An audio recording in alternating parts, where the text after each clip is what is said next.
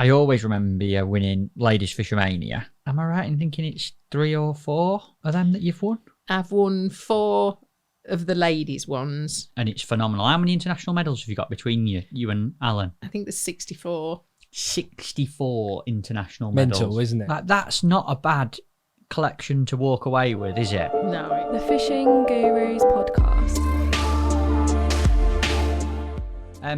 This is the 2024 official Christmas special podcast, and it gives me great pleasure to welcome a very special guest, Tobe.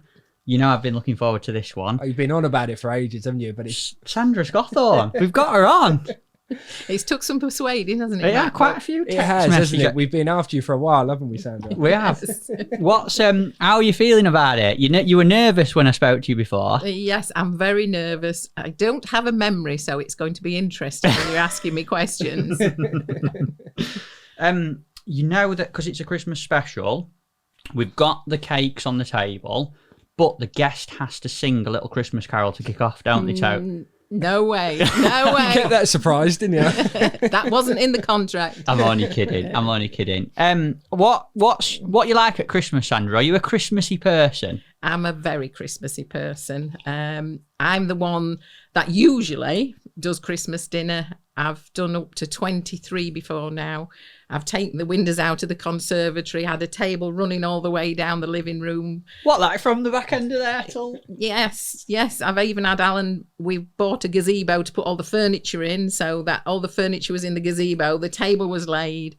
I like to spend at least 2 or 3 hours laying the table on Christmas Eve and getting it just Have you got any photos of your Christmas dinner table laid? I have, yes. We'll get one to me and we'll put them on, absolutely, yeah. Yes, I love it. This year, hopefully, I'm getting invited somewhere else. Oh, yeah? Yes, it'd nice to be Oliver's, wouldn't it? It'd be nice to go to Oliver's. Yes, Oliver Scotthorne. Wink, wink. Nudge, nudge. If you are watching and listening, make sure you... Is that where you're going to go? Don't know. Not had an invite yet? Well, we've sort of had 2, but it's juggling sort of parents. So, I said last year I wasn't doing it this year. So I'm definitely not doing it, but I'll be doing one day. Right. It'll probably be the 28th or something around Alan's and Oliver's fishing. So very nice. I'll still be having one day where I can cook because I don't mind a bit of cooking. Is that a bit of a hidden talent of yours, would you say, cooking? Because Alan this morning, he mentioned that he loves your cooking. Well, I do enjoy it, and I do enjoy the challenge. As I say, when I did for 23, it was more like, oh, I can do that. I can do for 23. What's 23? In the house, though, it's no different to cooking for 5, is it? I would disagree with that. That's ridiculous. How many turkeys did you have? 2. How many cookers have you got? I've got 3 ovens. How? So, and you've got to be prepared. That's the thing. You can cook one beforehand, slice it, put it in a tray, put the gravy on, then have the one that's the show one on the day. Right. And believe it or not, Alan's a really, really good sous chef. He's really hands-on. He clears up after me. Does he really? Yeah. If I put something down in the kitchen, that's stirring the gravy, for instance. Yeah. And I come back and I go, where's he gone? It's in the dishwasher. It's so tidy. So he's great cooking because he does all the clearing up. So he's your little sous chef. He certainly sous is. chef. That's quite hard to say. I'd like to ask Sandra, what outside of Christmas? I know we're on the Christmas special, but what would be? I think I asked Nick Speed the same question actually because he's into his cooking. What would be your signature dish if you could make anything for anyone? So Matt's coming over for dinner. You were going to make him the dish that you nail every time. What would it be? Well, I tend to vary things, but I really enjoy cooking fish and cooking sea bass. Yeah. Probably would at the moment. That's sort of one of the things that I quite like cooking. That'd be a bit of you, Matt, wouldn't it? She's promised us a nice sea bass after the show, Toby, that's for lunch, to be honest. isn't it? That's where we're going to stop in an hour. Yeah. I should have got more organised, really. I think I was more nervous about doing this and forgot about the cooking. It don't matter. Where did your cooking come from, Sandra? Did you do it at school or have you always done it? I never did it at school, and I was always the first one home from school. Mum and Dad both worked, so at 11 I could cook a full dinner. Mum helped me. She showed me. My dad used to cook as well, so we all chipped in. And when I went to the senior school, I was in the lowest class at English, and we had the cookery teacher teaching us English, which seems bizarre because if you're in the bottom class today, you'd probably get more help. But back then, you was thick, you was, the cookery teacher can teach your English. So quite often she'd go, oh, shall we do a bit of cookery today? So between the English teacher, stroke cookery teacher, and my mum, that's where I really got me love for cooking from. That's cool. I never knew that. I did food studies at school, Right, I didn't. You see, never took that. I did physics and those science. I never wanted to do home economics and cookery, but that's what it was called, home economics. Yes. But I thought I'll be clever. There'll be loads of really good-looking ladies in the cooking class, and it ended up being me and about 4 idiot lads. And it proper backfired on me. It really did. Maybe I should have done English instead. What about fishing, Sandra? Did you used to fish when you were at school, or when did you actually start fishing? Well, when I was 11, I went with my cousin one day. The River Torn, that runs quite close to Westwood Side where I used to live. And I caught one gudgeon with him, just one little gudgeon. So then it was like I went home and it was like, Mum, can I have a rod? Can I have a rod, Dad? Can I have some fishing tackle? And my mum went to a pet shop and she said, I've got a son and he wants to start fishing. She said, can you set me up with some equipment? So she came home. You're the son? Yes, I'm the son. Oh, right. I'm the son. She didn't want to say she'd got a daughter. She came back with a little bobbin reel and a rod and line and just basically the very, very basics. And we were lucky that we lived on a farm. And at the bottom of the farm, there was a warping drain. And my dad used to take us down there, me and my sister. And we'd fish, we'd catch little roach, odd tench. And my cousin was entering a fishing match. I think I was still 11. And he says, did I want a ticket? And it was on the River Torn. I think there was about 20 or 30 fishing it. Anglers from Doncaster and Rotherham. And I didn't have any box, so I was sat on a milk crate with this little rod, bobbin rod, no landing net or anything, and I hooked this eel. I'd had several bites beforehand, indications, and it was fishing really hard. Nobody was catching very much, and I'd missed 3 or 4 bites. And then I hooked this eel, and and I can remember it weighed 13.5 ounces. And no landing net. So Jack Purchase, who was probably running the match, he went to borrow somebody else's landing net, landed this eel for me. And I ended up tying with Alan Urity. I know Alan really well. Yeah, and the tossed a coin, and I won the toss. So I actually won the competition. Wow. And Jack Purchase then, he used to run the Doncaster Young Anglers, and his daughter Linda Purchase was fishing, and he said, did I want to join the Doncaster Young Anglers? Was I interested in joining? Bear in mind, I lived at Westwood Side and Doncaster was 15 miles away. It was quite a long way. And so, of course, then you go home and say to Dad, can I have some fishing tackle? Can I? Anyway, my dad didn't fish, but he used to drive me on a Monday night to Jack Purchase's, where there'd be up to 40 children in his house, and he'd teach us how to tie hooks. He'd teach us all the basics in winter and on a Monday evening, and then on a weekend, he had 2 transit vans and he used to drive one, and eventually my dad drove the other one and took us all over, really. So from a very early age I had some very, very good coaching help from Mr. Purchase, really. That's phenomenal though, you've literally not been pleasure fishing. You went once pretty much and then won a match, and then you've just match fished since then. That's it. Even now I find it really hard to go pleasure fishing. Do you? And I think that's probably why I'm not fishing as much now, because I just love the competition. I love winning, basically. It's the competition against the fish, obviously, but then obviously it's the competition against the people next to you, and then the whole match. Very cool. Very cool. I like your story getting into it there. What happened next, Sandra? You're doing a lot of learning with Jack Purchase, which sounds like a incredible youth setup that he had. I've heard a lot of people talk about Jack. What happened from going from there? How did you get serious about it, and what were your next sort of steps in match fishing from that youth level? Well, Jack, he used to take us, as I say, with these two transit vans. We used to go to Peterborough, fish against Peterborough juniors. We used to fish on the Welland, the Witham, against junior teams. We travelled all over. We even took the two vans to Denmark. Never. And my mum, she drove a car, and my dad drove one van and Jack drove the other. And we went across on the ferry and we fished in Denmark against some juniors in Denmark. And so we from that age up to being probably 15, we went everywhere. Even 16, we were still travelling about as Doncaster juniors all over. What a grounding in fishing from Jack, basically, by the sounds of it. It was unbelievable what he did for us, absolutely. I mean, I know Dennis White did the similar things for the Barnsley team, and I'm sure you had a lot of help with Worksop when you was younger, and now there doesn't seem to be the junior groups like there used to be. No.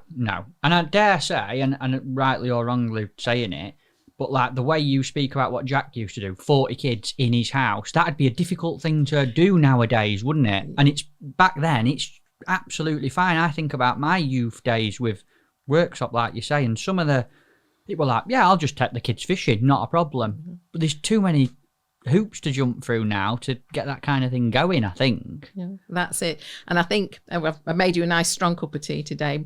Mrs. Purchase used to make tea for everybody. I don't know how she had 40 cups, but she had 40 cups and one tea bag. So my tea now is, everybody, when I have it at work, it's really weak, and it's Purchase tea. Got it. What did you like about fishing in them days? What were the things that sort of got you going about it? Were it the venues or the competition? I think it was both. Like I say, I really, really love the competition side of it.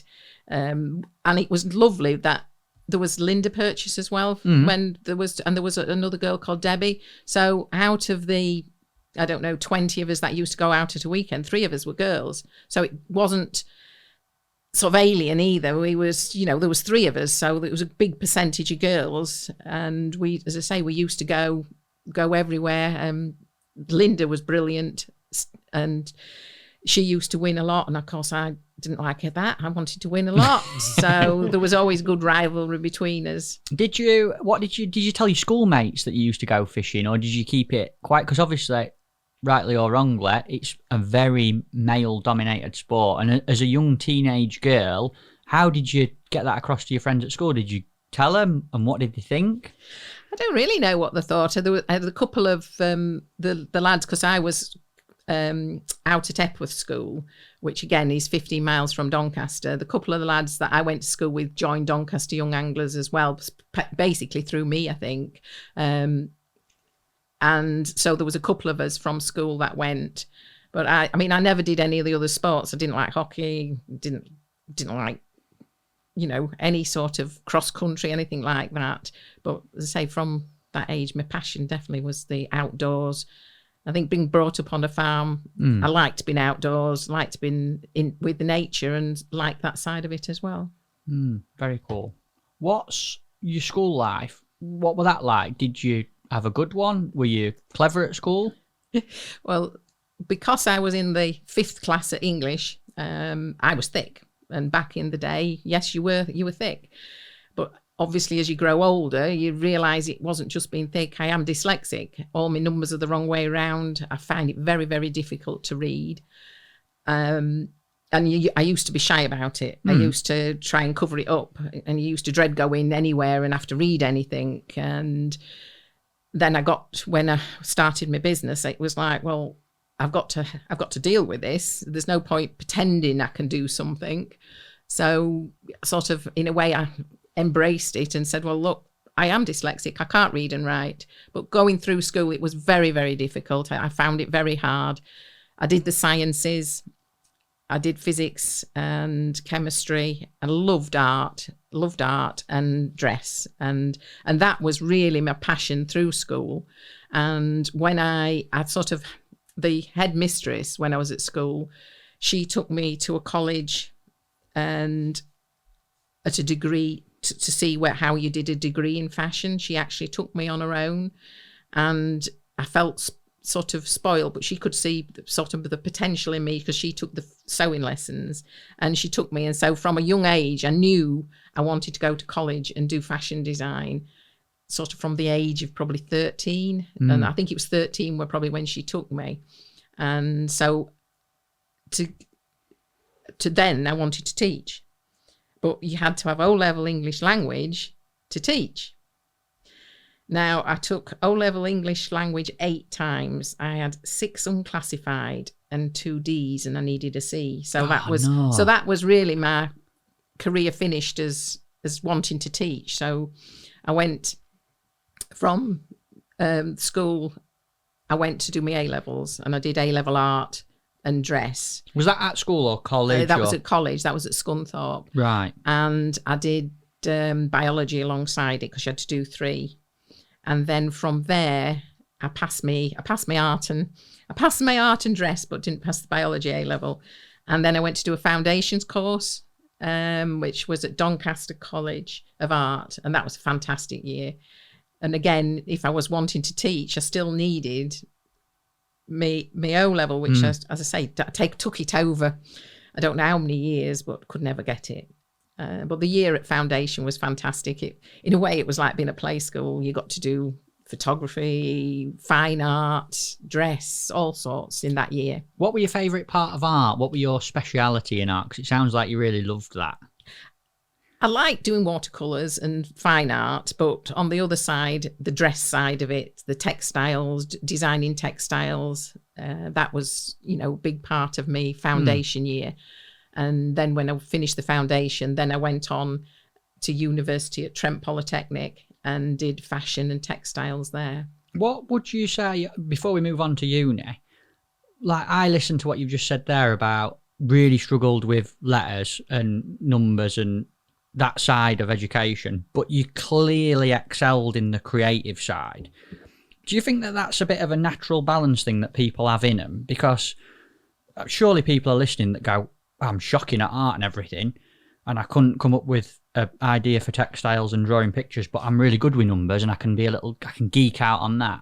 I'm sure that people have them extremes. Do you think that that's a thing? It is. It must be, because everybody has the strengths, everybody. And I think they've got to not dwell on what they're not good at and dwell on the good things. And I'm sure when we talk about some of the stuff you've achieved later on, that creative side's not been bad for you at all. Well, I try. What would you say to someone who might be at school or has that sort of struggle at the moment, whereby they struggle with some real serious educational things like the dyslexic side of things, spelling, grammar? What would you say to someone who's maybe listening and thinking, that's me, I'm struggling with that at the minute? I would definitely say speak to somebody. I think now in schools, even with exams, I think they get a lot of help, they get more time. I mean, even with today's technology, my spelling's fantastic now on my iPhone. It does it for me. But instead of trying to, because I used to try and hide it, instead of hiding what you're not good at, talk to somebody, explain, and then make the most of what you are good at, because you will be good at something. Definitely. Great bit of advice, that. Very inspirational. Tell us a little bit about uni. Trent Polytechnic, is that right? Yes. That's a big word.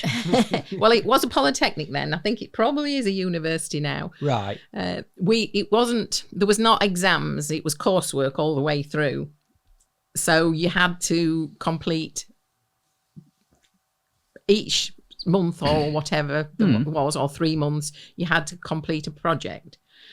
So whether it was designing sportswear, whether it was designing textiles, it wasn't a sit-down exam. So all the way through the 3 years, it was coursework. And I found it hard. Nothing was easy, and we still had to do quite a lot of theory history of art alongside the degree. And so it was hard, it was intense. I found it really difficult. But I was practical as well as good at design. When we were making garments up, we had technicians that used to help us, but there was probably 2 technicians and 30 of us doing the degree, and you were queuing for technicians. So I thought, get on and do it. So I was very, very good at making up garments as well as just drawing them. It was a lot of the fashion students were good at drawing something and making it different and inspirational. But then when they had to come to make the garment, it was like they sort of hogged the technicians really. So through the college, I was more into sports, practical clothing, and I could make it. I could sit down, I could do all the patterns, and I was very good. But the other side of it was hard for me, which was the theory side. And while I was at college, I did actually get married. So I was just about to ask you, I was going to say, did you stay at Trent or did you live at home and go to uni? No, I stayed at Trent. I actually went, and just before I got married, I did a 3-month exchange to America. Wow. That's cool. To Framingham State College. It's quite how old are you at this point? 18, 19? I'd have been 19, Wow, 19, 20. Just big jump. Bobbied off to America for 3 months. Yeah. Sorry, whereabouts in America was that? It was Framingham State College. It was near Boston. Right, okay. What did you do there, Sandra? Again, it was fashion, and the 3 months that I was actually there, I had to pass their exams, also to failed the degree over here. So again, it was pretty intense for me because that's not a jolly up there. No, You it's not. no, it wasn't. I did manage to get to New York and Boston. Wow, amazing. In the 3 months I was there, but I had to go to college every day. Yeah, of course. But it was fun. I drank a lot of Michelob beer. Right. I think that was the American beer at the time. But I was engaged, and I think it was something like 10 days after I got back, I got married. And Flipping heck, it's young to get married, that, isn't Yeah, it? But I well, suppose that was the thing. well, I obviously thought it was the right thing. Stephen, who got married to, who was called Stephen Hunt, and I was called Sandra Halkon. So I didn't want to lose the Halkon, because in the Halkons, there's no boys in the whole. So if I'd lost Halkon, the name would have died. So I wanted to keep Halkon. So I was known as Halkon Hunt when I got married. And we had nowhere to live because I was sharing with a flat with 2 girls. But when I went to America, they took somebody else on. So when I come back, I moved into the Victoria Flats above the shopping centre in Nottingham, which was married student accommodation. So lived there. Wow. What does the name Halkon, where does that come from? That's a really interesting, it's a cool name, but is there a background to it? I think it's Scandinavian. I think it came over with the Vikings. Right. So I think so. You're a Viking. I am. And what was your uni life like outside of education? Obviously, being married must have made a difference, but did you go out a lot? Was it a party lifestyle back then for you? No, I think I did my partying when I was about 16. So by the time I got to uni, no, we used to go, we'd walk around Attenborough gravel pits, we'd go spinning. We did a little bit of natural, sort of coarse fishing, but mostly it was, a little bit of spinning, sat on gravel pits. Did do a little bit on the Trent, because obviously, but not really match fish. The only matches at that time I really fished were ladies' matches. Yeah. Because there was a lot more ladies' matches then. Now there's really only the ladies' national, and that's about it. And there used to be probably 5 or 6 matches along the year at the ladies' matches. So I used to fish those and the ladies' national, but that was only the match fishing I really did through university. So it weren't like you didn't have all your tackle in your accommodation, you didn't go fishing every weekend while you were at uni, that kind of thing? No, I think the amount of fishing tackle we had was very little. I mean, you could get, I mean, you could get 3 or 4 in a car going match fishing those days. And if you haven't got transit van, I mean, Alan now, I don't know how he'd get my tackle in as well now as his own. He sort of says, well, you can come, but you've got that bit of space in the van. Selfish devil, isn't he? What happened from uni? How did you end uni and move into work life, Sandra? Well, from university, I did get off because at the end you do a big fashion show, and that's the sort of final finale. What's a fashion show like? I've never been to a fashion show. Where you do a collection. I can remember my collection was all naturally dyed wools, all hand knitted, and basket work corsets that I hand wove. It was really organic, my collection. Did you keep any of this stuff? I've got some of it somewhere in the loft. But Were you fancying a modelling later? Yeah, I was thinking we could get you dressed up, couldn't we? Now then. That's if Alan hasn't thrown it away. That could be the podcast promo. You could have me, Toby and Alan on a catwalk. And at this fashion show, there was obviously people came looking for talent. Some of the designers and somebody from London did approach me and offer me a job in London. But I was married. Obviously, my husband didn't really want to uproot and go to London. So I turned the job down and when I left college, I had to eat and started making wax cotton jackets. My dad went shooting and obviously the fishing fraternity. It was like, the opportunity to make clothing for fishing and shooting. So I started manufacturing clothing basically from the word off from leaving college. And how did you do that? Did you work for someone? Did you do it on your own? Where did you do it? Well, I did it from my back bedroom to start with, and even in the summer I used to take the sewing machine outside and sew in the garden. Just you? Just on your own? Yes. I hadn't got any money. I don't think my husband were working then because we'd moved from Nottingham back and lived in Misterton on the canal. Chesterfield Canal at Misterton. Yeah. And so I don't think he was working. And it was like, right. So I got a job in a pub. Hated it. Hated every minute of it. And the landlord was horrible. And we'll not dwell on that then. No. And then I went for my dad. My dad was a farm manager. And I went tater picking during the day. And then working in a pub at night to afford to buy some fabric to make the jackets. And then I'd sew in the spare time I had and then make the jackets, sell them, some of them to the shooting friends of my dad's, some to the fishing, because I used to make a wax cotton all in one suit. And from home, I think I probably took on two other machinists while I was working from home. And then I took a small garage in a neighbouring village. And from there, I wasn't there very long. I took 2 rooms above Tom Pickering's fishing tackle shop. So you quickly grew in a short space of time. Yes, that probably was over a year and a half. Right.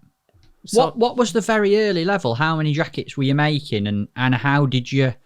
I mean, you must have made a few and sold a few to get some money to have that growth quickly. What sort of level are we talking? How many did you make? How many did you sell to get to that level? Well, to start with, I was probably making 1 a day. And then when I got a couple of machinists working from home, then I was probably making 5, 10 a week. And then when I went to work above Tommy's fishing tackle shop, I was still doing mostly the wax cotton then. And it was a mixture between the shooting and fishing, and I'd probably be making 20 then. There was a shooting shop local that took my clothing as well. He sold it. So probably then we was, producing 25 a week. But it was, as I say, it was a slow growth.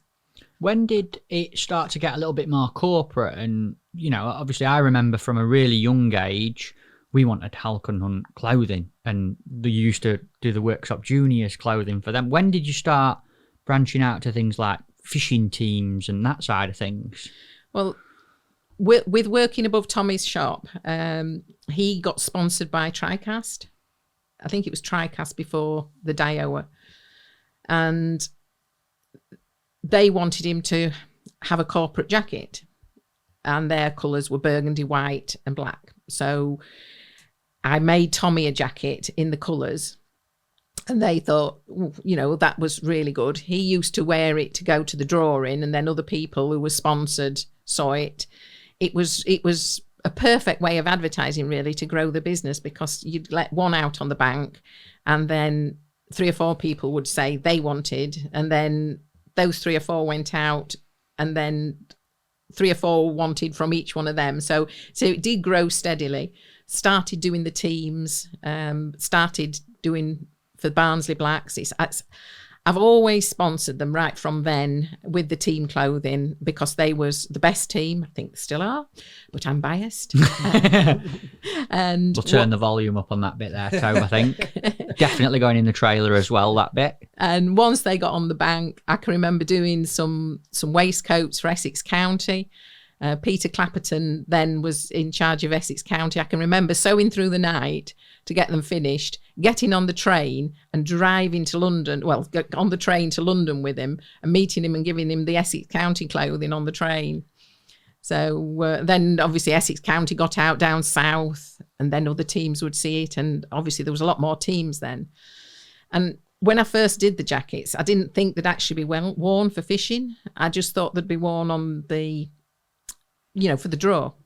What, like literally, I'm going to have this nice jacket to go and draw my peg out Yes, you know, professional to go to the draw. I didn't realise anybody's going to want to wear something burgundy and white to go fishing in. But they did. But they did. And it was like, it changed the image, completely changed the image of fishing, because everybody just took their old clothes. You kept your old clothes to go fishing in. And suddenly everybody was like, oh, we want to look smart. We want to look like Tom Prippen. We want to look like Essex County. And we want our team colours. And like the team colours in other sports, that's what I introduced into fishing. So all the fishing teams could have a different colour, different colours, different logos printed. And I do feel I was probably responsible for making the sport more professional, because they've got the image. Without the image, they weren't going to get sponsorship. And once the image had lifted, then sponsorship helped, you know, started coming into the sport. Teams started getting a little bit more sponsor from others. They could see some feedback from the sponsorship because it was professional. They get the photographs in the Angling Times, the team photos, all looking smart. Where did you get your inspiration from for that, Sandra? Where did it come from that I want to make these look smart? This is how I want the designs to be. Well, I thank a lot for Tommy Pickering, because I think if he hadn't got sponsored by TriCast at that time, I'd have probably concentrated more on the wax cotton. I mean, at that time, wax cotton was fashionable for ladies, and I used to do long macks in wax cotton, and I was probably going down that route. And with him getting sponsored with TriCast and then with Daiwa, I could see sort of the opportunity to making corporate clothing for all the companies. I mean, it wasn't long before I was doing for TriCast, Daiwa, Shimano, Mitchell, all sorts, you know, all the main companies. And we were, at that stage, I had to move, and we had to get a lot bigger factory. And I got up to 25 staff, and we was producing a lot of garments in the nylon for all the companies, really. It feels like, just listening to you tell me that story from working in your back bedroom to I've got 25 staff. It's just, I'm just getting this like, it seems like it was exponential, the growth. It was steady. It was controllable. I mean, I've always had I've been good. I'm good with numbers. And even when I lived on the farm, I got a bit of a business head on, because I used to breed rabbits. Right. And sell them to market. For food. Yes. Right. Yeah. Oh, yeah. To the butcher. They used to go to the butcher, and they used to grow beetroot, and we used to bunch the beetroot and sell the beetroot to get money to go on holiday. So I've always sort of had you've got to make something or do something to get money. So of course I could make something and And as I say, it grew. It wasn't sort of saturated overnight where I suddenly had to get a factory of 25 people. It just grew very, very steady. And my sister joined me when I was above Tommy's shop. What's your sister called? Carol. Carol, that's Carol it. with a K. I think I've met Carol at your party. Probably so. Yeah. Yes. She was a medical secretary. And obviously, because of me English and not being able to write very well, I needed a secretary. I needed somebody, not just a secretary, but to do all the admin. And she was working at the hospital, got a really good job. And I said, before I employed anybody else, I said, you don't fancy coming and working with me, do you? And she said, yes. And I was shocked because I didn't think she'd give up a job working, at the hospital, nice, safe, good job. And she said, yes, I'll come. And so she started working with me. And I owe a lot to her because without her working with me, I wouldn't have never been able to go off and do what I've done internationally. So I really, really owe her a lot. Does she still work with you now? No. 20 years ago, we was making the nylon jackets and we'd got the Gore-Tex license then, and we was doing probably 30% Gore-Tex and 70% nylon. And it was at the stage where they were starting to import quite a lot from China, and it was every nylon jacket we produced just about 20 years ago, I may as well chuck £40 in the bin. Really? Because they were buying them in for like £20. I'm trying to compete and supply Dioa and Maver with clothing, and there was just no way I could do it. And it was like, last thing I wanted to do was make anybody redundant, but it was like for 2 years, the scales were like that. I got a good business, and then it was slowly tilting. And I thought, I've got to do something here. There's no way I can keep making the nylon clothing because I can't compete. I mean, the labour costs, what I was paying, and the labour costs that they were paying to get them made was probably, it was ridiculous. So unfortunately, 20 years ago, I had to make 15 redundant. And my sister at that time, she would have still continued working with me. But her husband got offered a job and he'd been made redundant. So they moved up to Scotland. So she stopped working for me 20 years ago. Right. So, got you. So it coincided with the same time that you had to lay some people off. It did. I bet that were really difficult for you, knowing you having to do that. Oh, it was heartbreaking, absolutely heartbreaking. But I'd have lost everything if I hadn't done it, because they say once the scales got there, no profit. If I'd gone like that, then obviously I'd have lost everything. And so we then downsized, moved to the factory where I am now, temporary, 20 years ago, with 10 of the staff.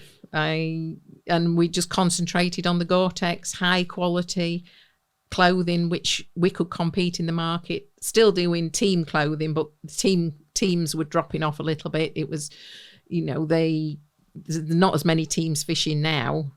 There was 20 years ago, and we did still do quite a lot team Gore-Tex, but it's slowly gone to more individual clothing. Yeah. What where did Gore-Tex come from? Because Gore-Tex is a massive brand, and I see Nike trainers with Gore-Tex on. How the hell did you start making Gore-Tex clothing for fishing? Well, we used to go to there used to be a lot of shows. Again, Tommy Pickering was the one that started the angling shows. There used to be one down south, one in Doncaster, one at Birmingham, and we used to put on a fashion show. Another one. Yes. The girls who work for me and myself, we used to put on a catwalk and do a fashion show at the shows. At Tommy's fishing shows. Yes, we did, yes. Why don't we have this nowadays? Because then we was like young and now we're old. That's right, Matt's just volunteered himself. I tell you what. Yeah. So you used to do the modelling with the girls who worked with you? Yes, we did. Did you used to get kitted up and do a proper fancy walk down the catwalk and everything? We did, yes. You got any videos of this? Nope. Any pictures of it? No, I don't think so. There were none in the suitcase you gave me. The last one we did I made this massive jacket, absolutely massive, and all 5 of us got in it, and we shuffled on to the stage. And then as the music started, it had Velcro down, and we just ripped it open and all got out and then paraded up with all the different clothing on. Wow. Anyway, we're doing these shows, and obviously we would now got to be the leading clothing manufacturer in fishing. I was actually approached by Gore-Tex. One of the gentlemen from Gore that were based in Scotland then came up and said, would we work together? And so this is, I don't know how many years ago. It would probably be 35 years ago, probably 33 years ago when we started doing the Gore-Tex. But it was them who approached me from the fashion shows we were doing and the shows. I think it was the NEC where he came, and it's quite a compliment being approached by someone like that, or I'm guessing it was for you. It was amazing, really. And I mean, now I think you have to fight to get a license. I mean, we was very fortunate that they approached us, because I think fishing, especially the coarse fishing side, hadn't got anybody. When you get a Gore-Tex license, it means you're only licensed to manufacture clothing for that specific sport. Ah, okay. So I got the license for producing fishing clothing. Now, I can't go and start making golf clothing. Right. I can't go making walking clothing. My specific license is purely for fishing. But it means like that I'm protected to a certain extent, but also the other companies making the Gore-Tex clothing are protected, because we're not all competing. We're all concentrating on producing high quality product for that particular sport. It's actually a really good model when you put it like that. It works really well, doesn't it? It does. I mean, people come and they'll say, "Oh, I want some trousers for walking," and I'm like, "No, you don't want my trousers for walking, because I use a fabric that's probably not as breathable as the walking, and we put reinforced fabrics for the knees and seat. It's more function over breathability, and you wouldn't want to walk in a pair of my fishing trousers because you'd sweat, because the breathability is compromised for the panels that are thicker." For durability. Yes. Got you. Got you. How did working with Gore-Tex change the business? Did it have a positive influence? It did. I mean, that side of the business was very strong, and they say the nylon side nearly dragged me down. So when we did move, that's it. We just made Gore-Tex clothing. We didn't use any other fabric. We did use to make the odd tracksuit, but because teams, especially if they're going abroad, needed tracksuits for the parade and fishing and, in hotter countries. So I always wanted to be able to provide the team clothing for all weathers, really. What are you doing now? Where would you say Halkon Hunt is now? Well, we're still at the top of the match fishing side, and like I said earlier, the team side's dropped off, but we're still very, very busy. We're obviously producing clothing for some companies like Guru and Daiwa. So we're still providing company clothing, but a lot of our market is individual garments. And is it a direct business that individuals can come to you for clothing? Yes, even from when I set up the business, that was my main business, was providing clothing direct, and I've always continued doing that. So the business is probably 50-50. It's probably 50% going into the trade and then 50% to individual anglers. Do you so if somebody individual was to come to you, would you do you like personalized clothing for them? So can they pick colors and designs and however they want it? Yes, that's 50% of our business is for people to just order their own colors with their own embroidery and things on. So you could have your own name on it or anything cool, like isn't that. it? That is cool. I'd be all over that. That is really cool. Do you do all the people can come get measured up at the factory? Yes. we don't, because we're a factory, not a shop. Yeah. People do need to make an appointment. We do have people come in to get measured. They're spending a lot of money at the end of the day, and everybody wears things slightly different. I mean, I like to wear things quite loose and baggy, and then you get people coming in who like to wear things really snug, like yourself. I don't. I told Oliver, to loosen me up a little bit. And I think it's because I've put a bit of weight on, Sandra. Honestly. I think Steve Ringer's is one of the worst ones. He likes to wear things really quite slim in. Does he? And he won't. I mean, we design it so that you put your warm clothing under the bib and brace. Yeah. No, not for Steve. No, I don't want my windstopper underneath. What, so he puts his bib and brace on and his windstopper over the... Why? I don't know. Ask him. Because surely it's warmer, everything tucked in. Yes. While I've got you on Gore-Tex and Halkon Hunt, because people will love this, what are the keys to looking after the waterproof clothing, Sandra? Because you've told me off a few times when you've seen the state of mine, but for people listening, so many will have your clothing. What's the key for looking after it? It is keeping it clean. If you put ground bait and fish slime onto something, it's just going to grow mold, and mold eats things. So keeping your Gore-Tex clean is the paramount really of it, because if you leave a slice of bread there, it'd just go moldy, wouldn't it? And if you leave ground bait, I mean, fish meal ground bait's horrendous for growing mold. And if you get fish meal ground bait all over your Gore-Tex, it's the worst thing ever, because it just grows mold and eats through it. So you must, keep it clean.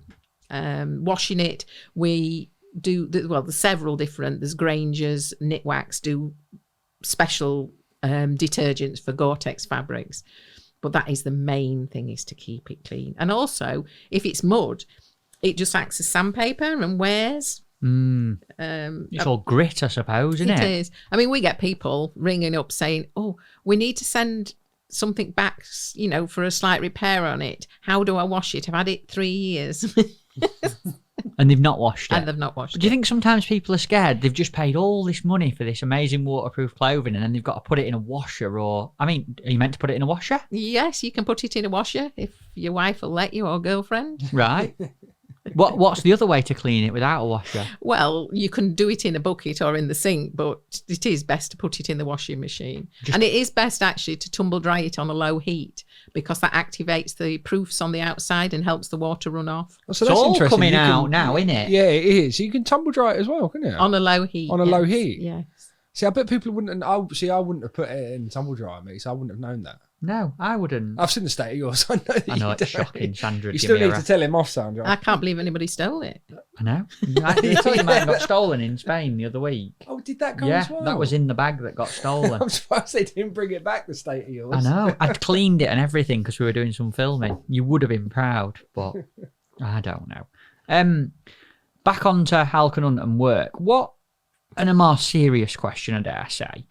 I'm inspired when I hear your story, and I'm sure that other people are as well. But what would you say has been your key to success in business?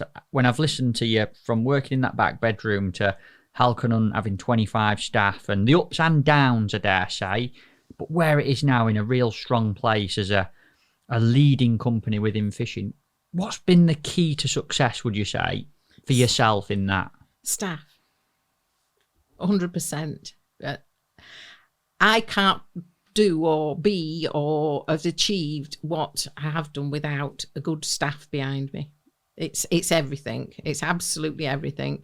And I know I touched back on the pub. I mean, the bloke who I worked from in the pub had me in tears every night. It was horrible.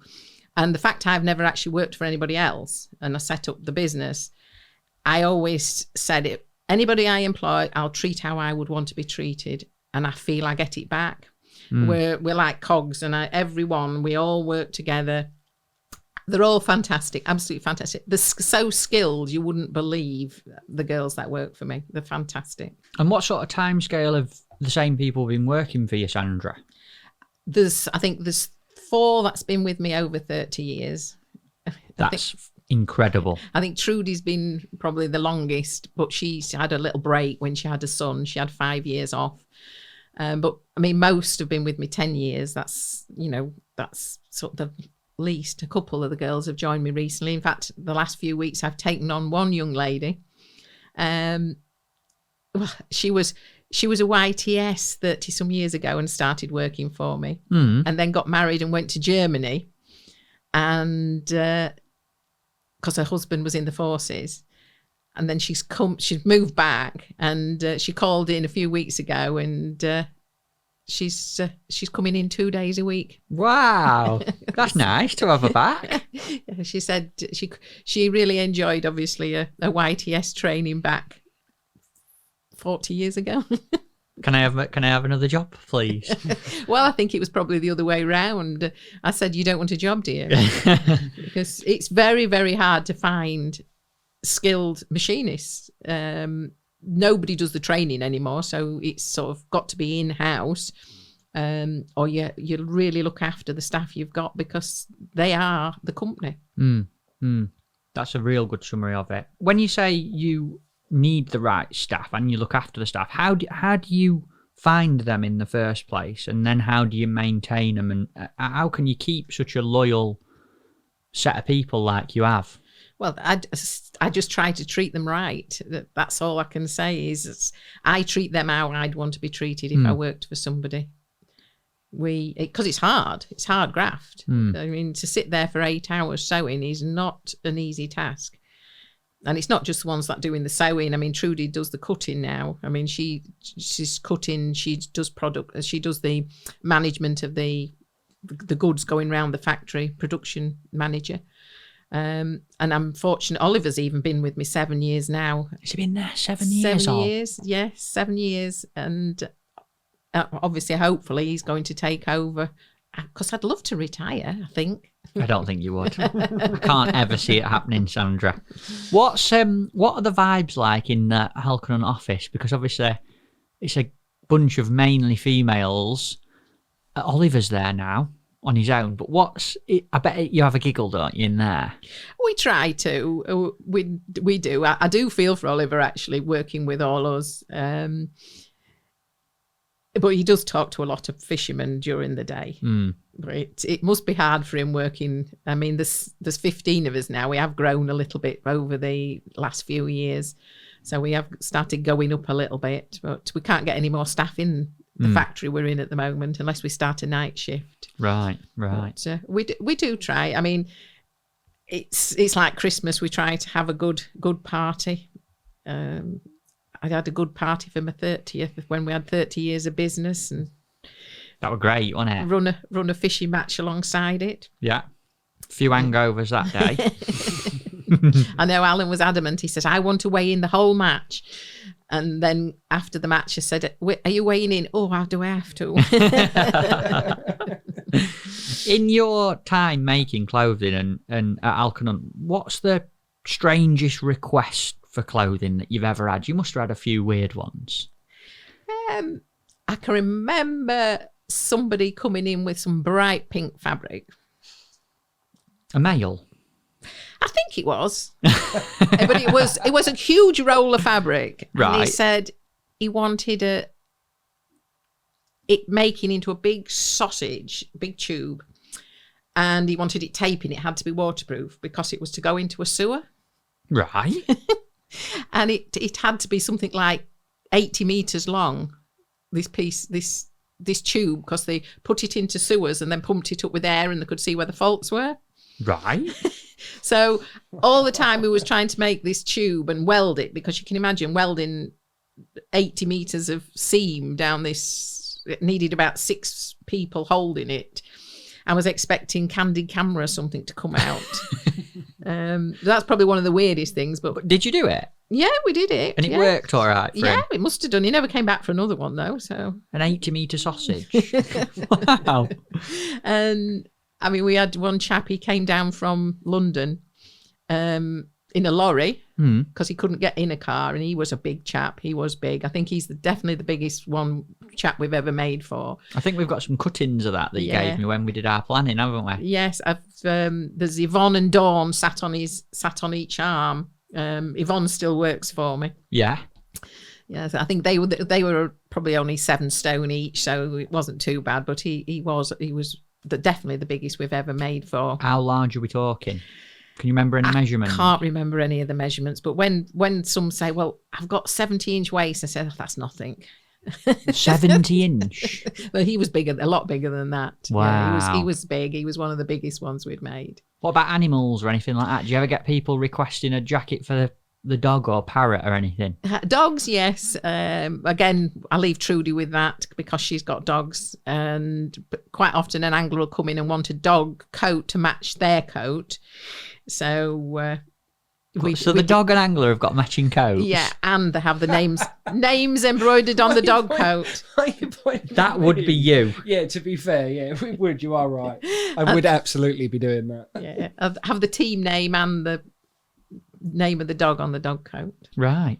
Do you ever get like I'm thinking, because my little one's asked about fishing recently. I was thinking if she was to ever go, like I'd like to have her matching me, or she'd go and, you know, would you do like smaller kids clothes and stuff like that? We can do. It's just the cost really, because it costs exactly the same, of course, to make. So you're talking £700 to make a set of clothing that's going to last 6 months. Yes, before they grow out of it. Yeah, absolutely. And I know it always does me out of business, but the ski wear for children is the commercial ski wear is for anybody who's starting fishing, who's growing very fast, is pretty good. But no, we have. I mean, some people do. Yeah. And some people who are like 11 will come to get the Gore-Tex, but we try to make it a little bit bigger and get a bit more time out of it. Yeah, and look at the parents. You know, if the parents are 6 foot and you think, well, they're going to grow, and we have altered them, because we do alterations and things where we've, you know, made them longer as the children have got taller, really, as they've grown and things. So we do try to give them as much life out of it as possible. But what about celebrities? You ever done anything for any famous people? The girls from Birds of a Feather, Pauline Quirk and no good asking me. or me. But I know that was a popular BBC series. I do know that. Yeah, definitely. They were doing one programme where they were learning to fish with Bob Nudd, I think it was. And I went to their house, and they wanted a set. Can't go fishing without fishing clothing, so went to their house and designed them both a set of fishing clothing each. One was purple and green, I think, and the other one was red, royal and yellow, and they had the Halkon Hunt logos and things on. And then I delivered them, and they went and learned how to fish with Bob Nudd. I'm sure it was Bob that the programme was about. Right, wow. And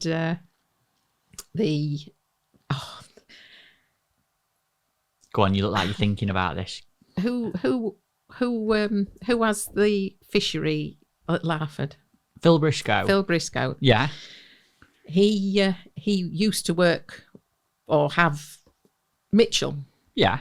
And he liked to do films and videos, and he got Paul Gascoigne and going to be on one of his little films. Right. And he wanted me to make some clothing for him, so I made some Mitchell clothing for Paul Gascoigne. But he also asked me and Dick Clegg, to go and do the filming as well. It was on the fens down somewhere. I can't remember whether it was on the 100 foot or somewhere.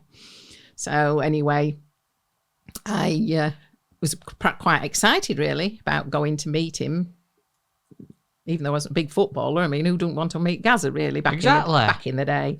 Was this when you were playing and everything? You were super famous. Yes. And I was living with a chap, and I'm sure he hid my makeup.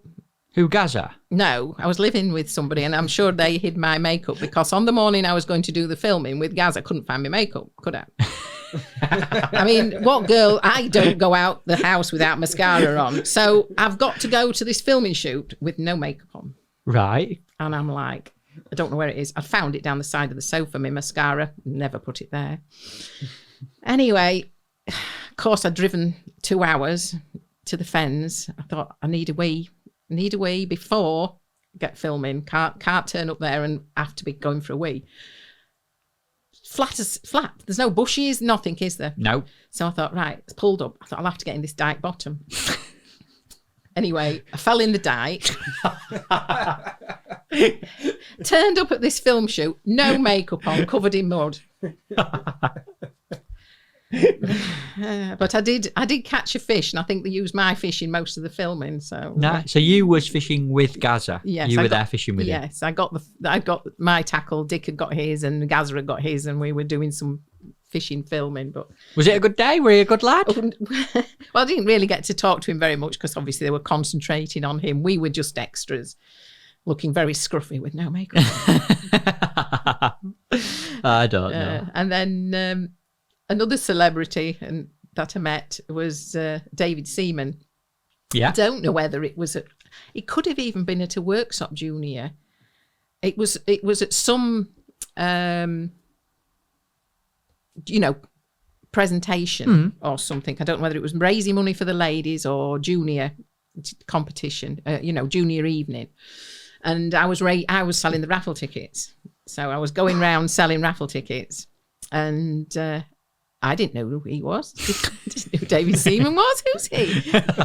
Anyway, so it was like, would you like some raffle tickets? And he was like very, sheepish. And I'm like, come on. I said, it's for good cause. As I say, I can't remember whether it was juniors or ladies. And he was being quite sort of like sheepish and that. And it was, anyway, I'm sure he parted with some money. So you got some money off David Seaman? And then later on the evening, he was doing the talk, and then I realised who he was. But That's good. He might be listening, He listens to some of the podcasts. I know he goes fishing a little bit. Yeah. I'm sure he's got a set of Halkon Hunt clothing. Yeah, he could well have. I think Yes, he has. could well have. I've seen him in it. Shall we have a little wee break, fresh cup of tea? Perfect. And before we do, Tobe, got a mistake to admit to Okay. on the show. I went into Morrison's this morning, and there were these nice Christmas tree cakes on the cake thing, and I thought, perfect for Christmas Where podcast. are you then. going with this? Well, Sandra's put them on the table, Yeah. and they decorate yourself ones. So I've brought us a kit to decorate them with. So for the second part of the show, we're going to decorate some Christmas trees. Mattis. Yeah, matches, definitely. So pulling it back to fishing, but first, cake delivery. Do you want one, Tobe? Yes, please. Sure. Yeah. Do you want a reindeer and a Christmas tree? Yeah. Yes. Yeah. Show Sandra's right. The messy bit of the design is my work, and the nice little neat, The smart-looking one. Yeah. That's Sandra's work. So we've decorated them during the break. We've even decorated the reindeers. They're even better. See that? Yeah, that's good. That. Well, you did that. Was that yours? Yeah, I did the reindeer. Sandra did the Christmas tree. You That's All the cameras will go now. Oi. There you go, mate. Lovely. Thank you, mate. Well, Very smart. have you done any Christmas shopping yet? Yes, of course. It's all wrapped. Is it? Yes. I'd have put it underneath the tree, but let's say we couldn't really get it all under there. No, I've had to have a proper house move around to organise this one, folks. Pulling things back to fishing, Sandra, one thing I really want to ask is, after that long story about business and all that time and effort you put into it, what path did your fishing take while you were doing all that? Through the early stages, it was mostly just the ladies fishing. I won the Ladies National in 1990. The first time I won it. 1990. And it was mostly just the ladies matches. So you still fished a lot during the growth of Halkon Hunt? Yes.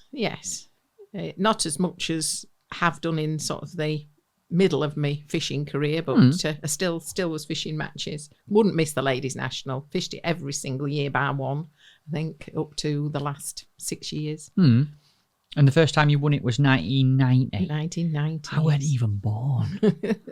That's mad, isn't it? And where was it? What did you win with? It was on the Coronation Channel, and it was with 11 pound of eels. Eels have been good to me, really, haven't they? Yeah. They got me started and won my first Ladies National. And what were the crack with catching eels? Because you don't hear, to win a national fishing for them, you don't hear of any match has been won with eels now. Like I've said to you before we started, my memory's horrendous. trying to think back to then. I know we fed a lot of maggots. Yeah. And little hooks were really important, like 22s, and it was pole fishing. But apart from that, that's about my memory. And it being my perfect match. You know, when you fish a match and you think, I couldn't have really done anything any different to make it a good match, and I can remember that. And Right. I think Linda Purchase was probably second. It was close between us, I think. Were there big matches, ladies' nationals back then, Sandra? Yes. One of the most memorable ones was at Home Pier Point. Right. Gillian Foy won it. She won it with bream, but I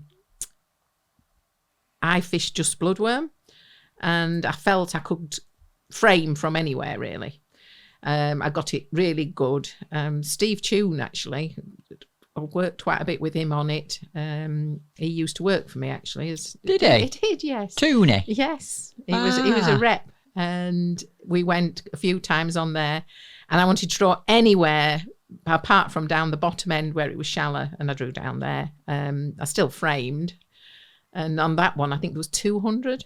Wow. It was the biggest one ever, I think, that one. I think there was some 220 probably. But I know there was definitely over 200. To put that in some sort of perspective, how many is on the ladies' national nowadays? I think if they can get 30 or 40, it's... Why?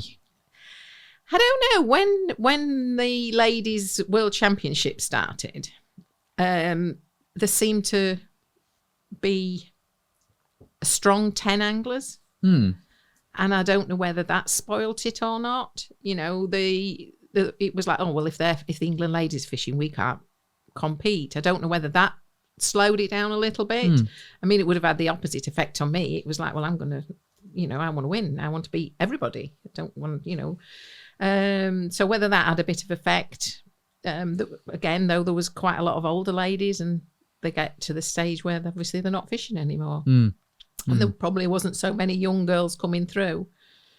200 and odd. That's a massive ladies' match. Massive. I can remember it was the first time I met Wendy Locker. Me and Wendy, been sort of, all the way through the England career, we've been close. And what a brilliant angler.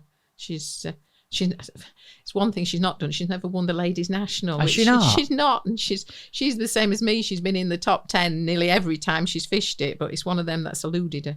I always remember watching Wendy at one of the ladies' fish shows at Ayfield when it was the year that everyone were fishing the cigar method with the bread floating on top.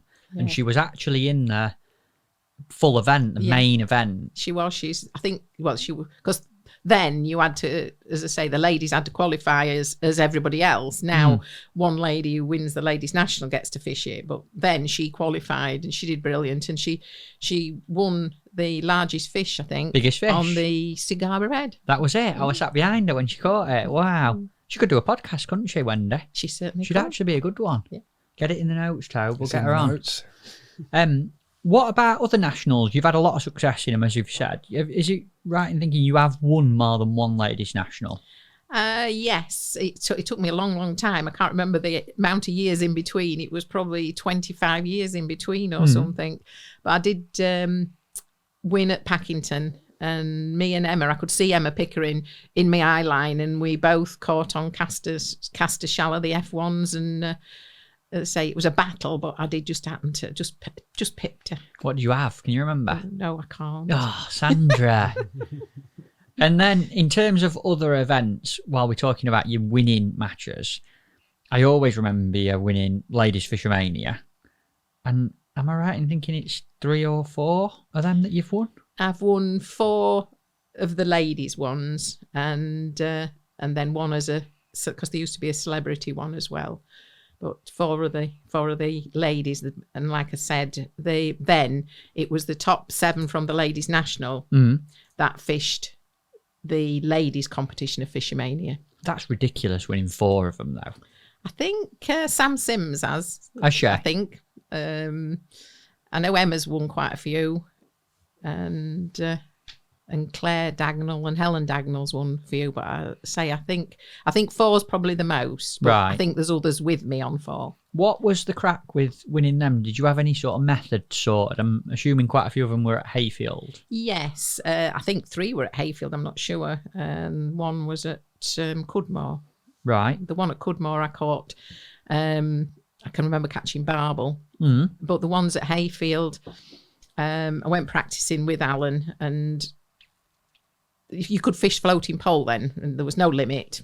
It was a bit stupid, really. I mean, I prefer to have a float on it, etc. But you do what you've got to do to win, don't you? Mm. And we worked out that a cage method feeder with no weight on it, if you put pellets around it and then a short hook length underneath with a pellet on, floated it out, and then the carp just pulled the pole under. And I definitely won 2, and I think Helen Dagnall won 1 with the same method as well. Wow. So a method feeder on the floating pole, shallow. Yes. Who come up with that? You or Alan, or a bit of both? I think it was a bit of both. That one. Right. But because it wasn't televised, the ladies, like the main competition, we could keep it to ourselves a little bit, so nobody really could see what we were doing. It wasn't something that then the main competition took on, which is, as I say, they could have done and probably would have been won on it as well. So you had a little bit of a secret for a few years. Yeah. Wow. Have you done it anywhere else, or is it a thing anymore, do you think? No, because most places it's a floating poles band, isn't it? Yeah. And I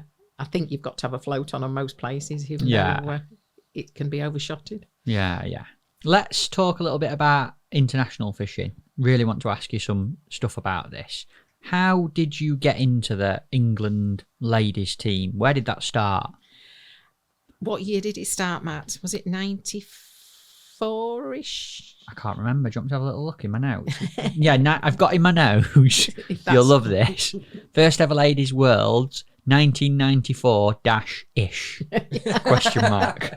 We're very professional. I've also got in brackets about 34 years old at the time. Yes. We had to have trials. May Vince was the manager then, and we went down. I think we had trials down at Gold Valley, and it was carp fishing. We were going to Bulgaria on the first one. No idea what it was like or anything, and we were flying. Is it Plovdiv? At Plovdiv, yes. Ah. It's it's now completely different to when we went over, but we fished trials. There probably was only, 15 on the trial. And May and her son was the main people that selected the team really then. And I was fortunate to get selected. I can't remember what we caught really down there or anything. Can't remember much about it, but it was definitely an experience because we flew with our tackle. And that's mad. Can't imagine flying to a world championship with tackle. No, it was crazy.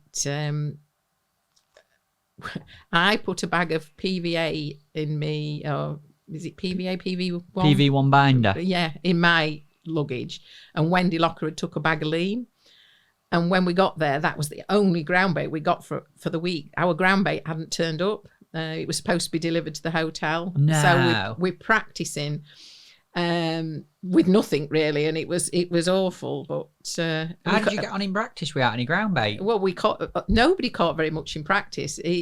Along the length, it was really difficult. I think there probably was 2 days I didn't catch anything. And the press had really bulled us up. That said, "Oh, England are going to get gold. England ladies are going over." I think Mel Wild from Octopus sponsored us. We got good sponsorship, good coverage, fantastic. And say we got no ground bait all week practicing, and we were all good anglers. Don't get me wrong, but we ain't got anybody else on the bank really helping us very much.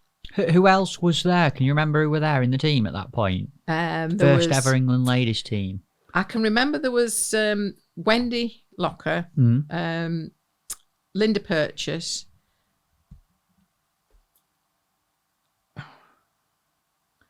I don't know whether Anne, I think Anne must have gone, myself, and I'm trying to think, I can't think of who else went. I can't. Lynn Baxter. Did I say It might have been Lynn Baxter. Lynn Baxter went. I don't know whether there was 5 or 6 of us who went. Right. But as I say, we definitely was the very first one. And how did it go? How did you get on? Well, say all week you couldn't hardly get a bite. Come match day, I don't know whether they put fish in, they fed that line or whatever, but we were catching these Vimber and it fished really, really well. We finished third. Fantastic. I thought it was a fantastic result. Bronze medal? Yeah. Wendy Locker got individual bronze, and we were made up. And we come home and the press slated us. Never. Overconfident and underprepared we were. Who was that? Angling Times and... I think it was more the local Sheffield papers and things. Wow. And we thought we'd run really well with the conditions. I mean, in Bulgaria back then, it was really poor. You'd pay so much money to go to the toilet and give you half a piece of chewing gum. There was no high street shops, no jean shops, it was really, really poor back then. And we thought we'd done really well, but... Quite an experience as a young lady going out there to fish that event in that kind of country. Yes, it certainly was. That's disappointing about the press, though. I didn't know about that. I didn't know that actually happened. And where did it go from there? I'm assuming you were in that team for quite a long time following that first ever one. I fished the next one in France, and then I'm not sure whether I got dropped for the next one, which we had some trials fishing for bleak, catching rudd. Bit different. Anyway, Let's have a bream trial, fishing for carp. Well, that's all I caught was carp. Because it was on a carp lake, fishing for rudd, practicing, showing your bleak skills. Anyway, I didn't get picked. They went to Hungary. I was heartbroken, and they were never leaving me at home again. Let's put it that way.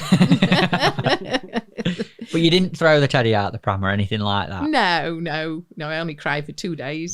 So. Who was it who dropped you? Am I allowed to ask that? It was May Vince again. Right. May Vince. I don't know whether she was getting help then with Dave Vince and Stu Killen. I'm not sure. I'm not 100% certain. Because they were probably the two of the first to come in and help. And probably when May finished, because Frank Lithgow, he sort of took over and helped when Wendy started in the team and Gillian. Got you. And what international events that you've fished? I know some that you're obviously going to say, but which ones stick out in your mind the most, would you say, from the ones you've been on? Well, the one in Portugal at Penacova, that was awesome. I mean, me and Alan went over and did a recce, and this is what they'll say, they were never leaving me at home again. Went over for a week, me and Alan, and we practiced with a local, and Alan used leam, and me and this local fished either side with ground bait. Alan caught 2 little bullheads, and we were catching these boger. And then Alan introduced ground bait and caught boger, and we practiced and learnt a lot about catching these boger, which has helped us with bloodworm fishing, dropping in on the bulk and everything. Fantastic. What's a boger for people listening, Sandra? Because they've probably never heard of one of them. It's the grew probably up to about 6 ounce maximum, from gudgeon size up to 6 ounce. A mouth a bit similar to a gudgeon. Like a weird little... Mini barbel crossed by a gudgeon type fish. Right. Little solid fish, small scales. And when you say dropping in on the bulk, what do you mean by that? Because you said that as if that were a real key method to it. What you use small floats, really small floats, and you had to drop the bulk in and then follow it in with the float so that your bulk would be there, and then your bait would just drop naturally underneath it. And that's how, as I say, we worked out how to catch them best. It was, as I say, I think it was Dave Vincent who was out with us, and Dick Clegg then was the manager. And Dick had to fly home in the week. I think it was a funeral he had to go to, and he flew back for the match. And we'd caught well all week, fantastic, using ground bait. And Dave Vincent said, the French are going to use leam, the French are going to use leam. And it was like, Dick says, well, what do you girls want to do? And we all went, use ground bait. Anyway, so he said you can use what you want. Anyway, Dave was a bit upset because I think he was like panicking. The French are going to really do well. Anyway, I think we got record points. Wow. Wendy won it individually. We got gold and I got bronze. So that was a fantastic one. That's a clean up, that is. And I don't know whether it was the year after we went to Romania. Was that the first one that you'd won as a team? I think so. You're going to say, I can't remember, aren't you? And then we went to Romania. Wendy Lithgow and Gillian were both in the team. Fantastic, both fantastic anglers. Wendy Locker. And again, me and Alan had been over to Romania for a week beforehand to do a bit of a recce. Frightening place, absolutely frightening. The roads, in what way? The roads from the airport to the venue had potholes bigger than ours, even. Even around Doncaster. Oh, yeah, there was people at the side of the road selling vegetables with children that were naked. There was trains going past that people were hung on the outside of trains. It was horrible. It was a horrible place. And it's not that long ago, really, in the grand scheme of things. No, it was awful. And it was right near the coast, and where we were actually staying, and I can remember pulling the car in, and there was a lad in the car park, sort of an attendant in the car park. We gave him money. And all week there was a parking space for us. We moved bollards, so I don't know how much money we gave him in their terms, but it was enough to look after us, so we felt the car was safe and everything. But we fished and practiced well. Found it was bloodworm fishing again, but we felt casters were important. And I can remember talking to Dick afterwards. Dick was involved again, and he said, I've never known anywhere where it's bloodworm and casters are important. And he was sort of, anyway, we did use casters, and we won again. Gillian won individually, and we had a fantastic time. And wow. And the celebrations afterwards were fantastic because you've been involved in loads of world championships yourself, but it's mostly men.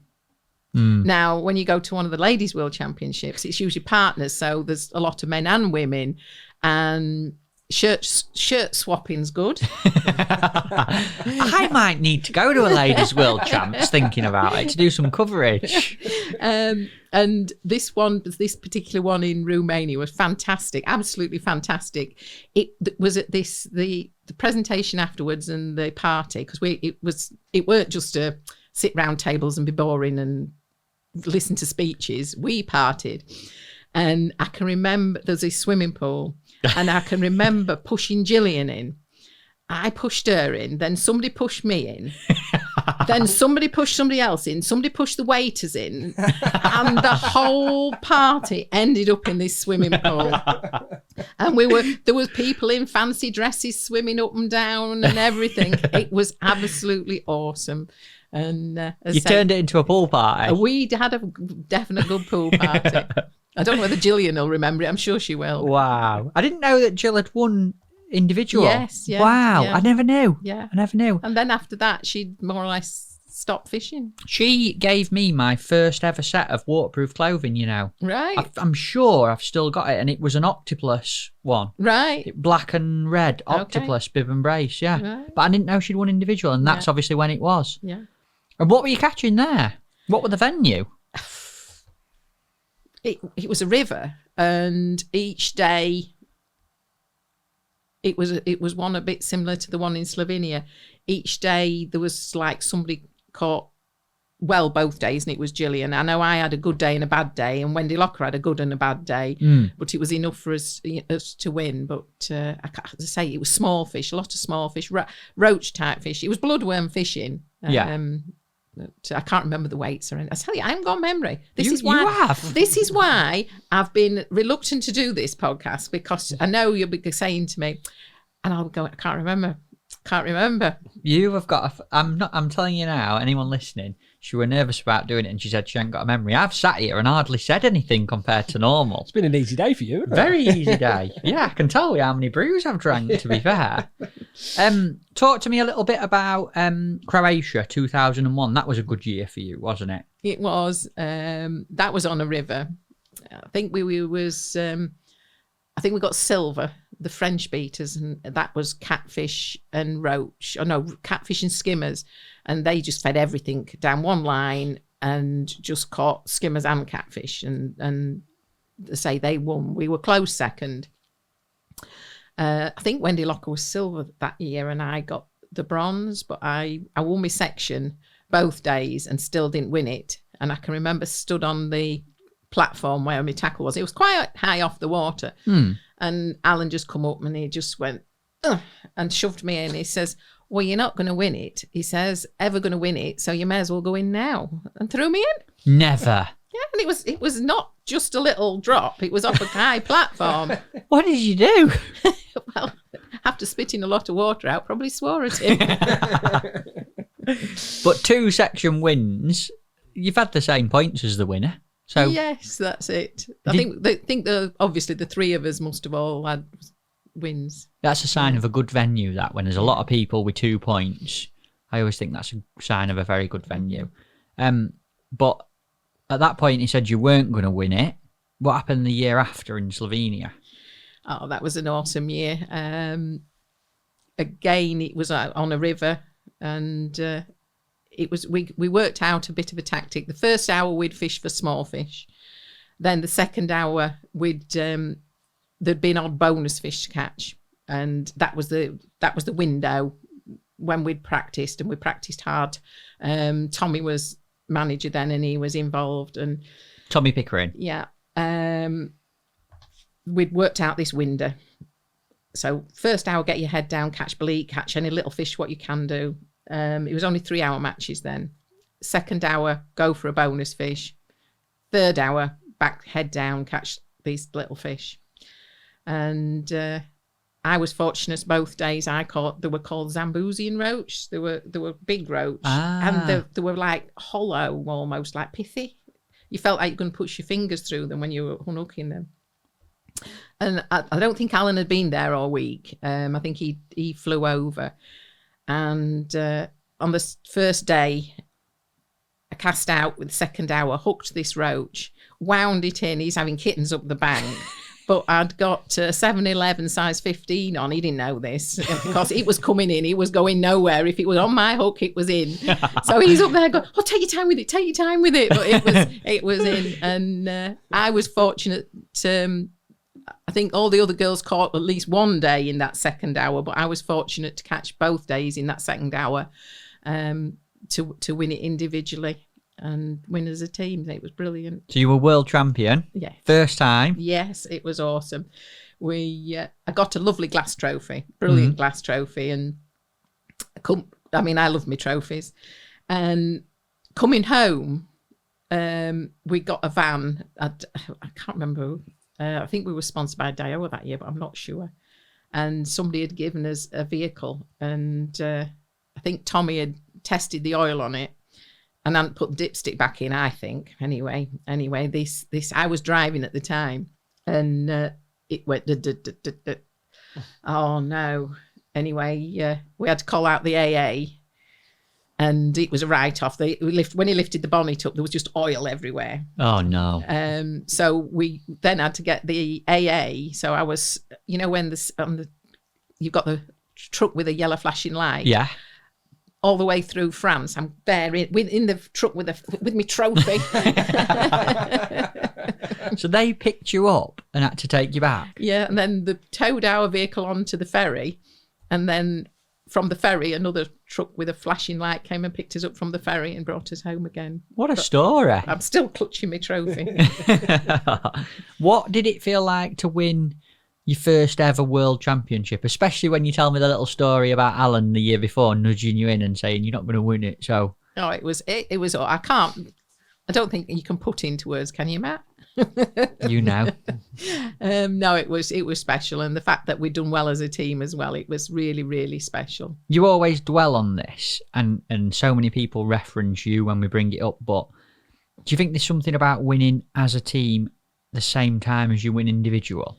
I've only won when we've won as a team, and I've seen Alan win and the team not win, and the spirit, there's no team spirit round you winning it, so it's sort of, it's immaterial when you win it without the team win. Really, you sort of sat there with a medal and it's like, well, yeah, but where's my team one? It's I don't know, it's flat. It seems to be flat, but when you win in, you've got two clanking round like a cowbell going clink, clink, clink. No, it's special. Very, very. Are you a patriotic person, Sandra? Yes, definitely. I mean, the proud to stand on that stage and hear the anthem playing, it was awesome. And it was it was a wild party with fireworks and everything. It was a really, really good presentation afterwards. Amazing. And what about the following year from Slovenia? Then we was at Folkestone Lakes in England. Again, we practiced hard. There was a lot of skimmers in there, and I can remember practicing one day in the trial, and I said to Tommy, I said, can I fish waggler? Can I fish slider? I was in between Wendy Locker and Simona from Italy, who I classed as the two best lady anglers that's ever walked the earth. And we were like trialing, and I'm like in between them, and I'm like, Tommy, go on, let me fish slider. Anyway, he says, go on, then you can have a go on slider. And I can remember catching 3 or 4 bream and doing really, really well. And that was nice. Nice. That was just in practice. That was in practice. I don't think we fished the slider at all in the matches. It was out and out fishing for small fish with bloodworm. We worked out that putting some chopworm in with the bloodworm was good. A little bit of chopworm, really finely chopped, and using it on the hook as well. And of course, every other country they can speak English, so you can't shout down the bank, "I've got worm on. Have you put worm on? Have you tried worm?" So it was me who come up with it. I said, we're going to have a code word. So we called it pinny.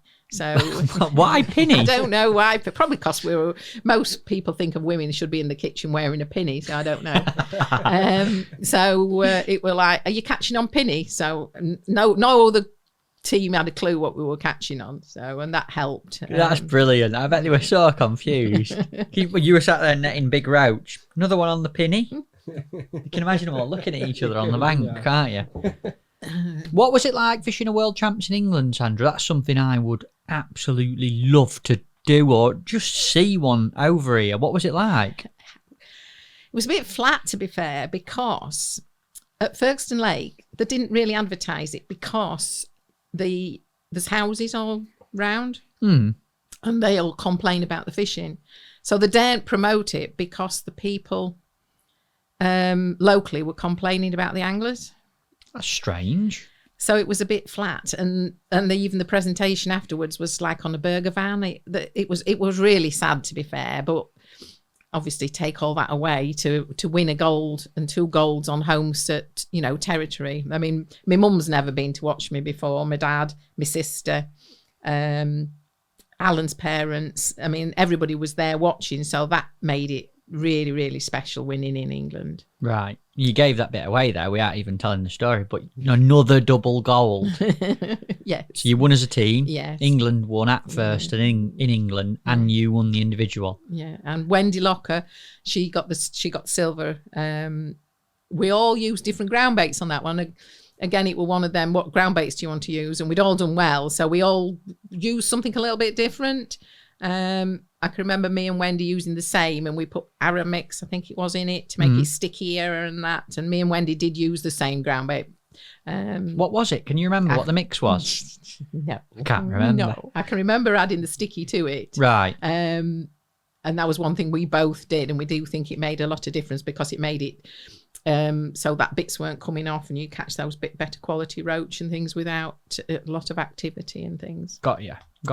And worms were very important as well. Yeah, we didn't put many in, but it was definitely a lot better on the hook to catch the bit better roach. Right. We've used since that day, or since your story, I fished with Barnsley before, and Alan's had us all using Pinny as a code name. I've got to tell you that. But now you've just completely given it away on the podcast, so we're gonna have to use something else. If ever we're doing well on worms, we need a new code name now. When you were fishing these big matches, World Championships, Sandra, did you ever get nervous? Did you deal with the pressure of a big competition well? No. When we was in Portugal, I think I drew. Well, obviously the manager goes and draws, and Dick Clegg came, and he came to me and he gave me my bib, and he says, "Here's peg 11. Make it 2 wins," because I'd won my section probably the first day with us doing so well. And I just turned around and went and threw up in the bushes. And now I used to be sick. I couldn't eat. I'd catch my first fish and then I'd try to hook the bait on, and I couldn't physically hook bait to start with until I calmed down a little bit. No, I've been terrible. How did you deal with that? How did you get through it? Because you clearly did to win what you've won. I obviously had to just work through it. But if I was fishing an individual match, just myself, no nerves whatsoever. But a team match, because you feel you're going to I don't want to let anybody down. When we were in Portugal, we worked out when you was bringing a fish back, you threw a ball, it saved time. And when I was doing quite well, and Alan says, go to balls, which meant throw your balls in when you're bringing your fish back. But I said, am I winning the section? He says, yes. I says, well, that's all I'm bothered about. I don't want to try and push it and lose any points or anything. My nerves were only really there because it was a team competition and I just didn't want to let anybody down. Do you think that that's a massive thing, that team fishing adds that pressure for quite a lot of people? Yes, definitely. Do you prefer fishing as a team or fishing individually? It's a hard one. I think my nerves got to that bad. That's probably part of the reason, that I probably stopped team fishing. Really? Yeah. Wow. And when did you sort of call it a day with the England ladies team, and why? I tried to do it a couple of years before I did it. I said to Tommy, I said, look, this is my last year. And because the parties afterwards were always, you saw the girls you'd been fishing with for 15 years. I took all presents for all Simona and all the girls I'd known and said, look, this is my last one.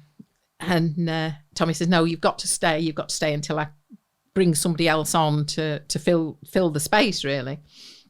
So anyway, I agreed that wouldn't be my last one and stayed a few more years to try and bring in the likes of Kaylee Smith, because Kaylee came out to watch and it frightened her to death. And she said, I can't do it yet.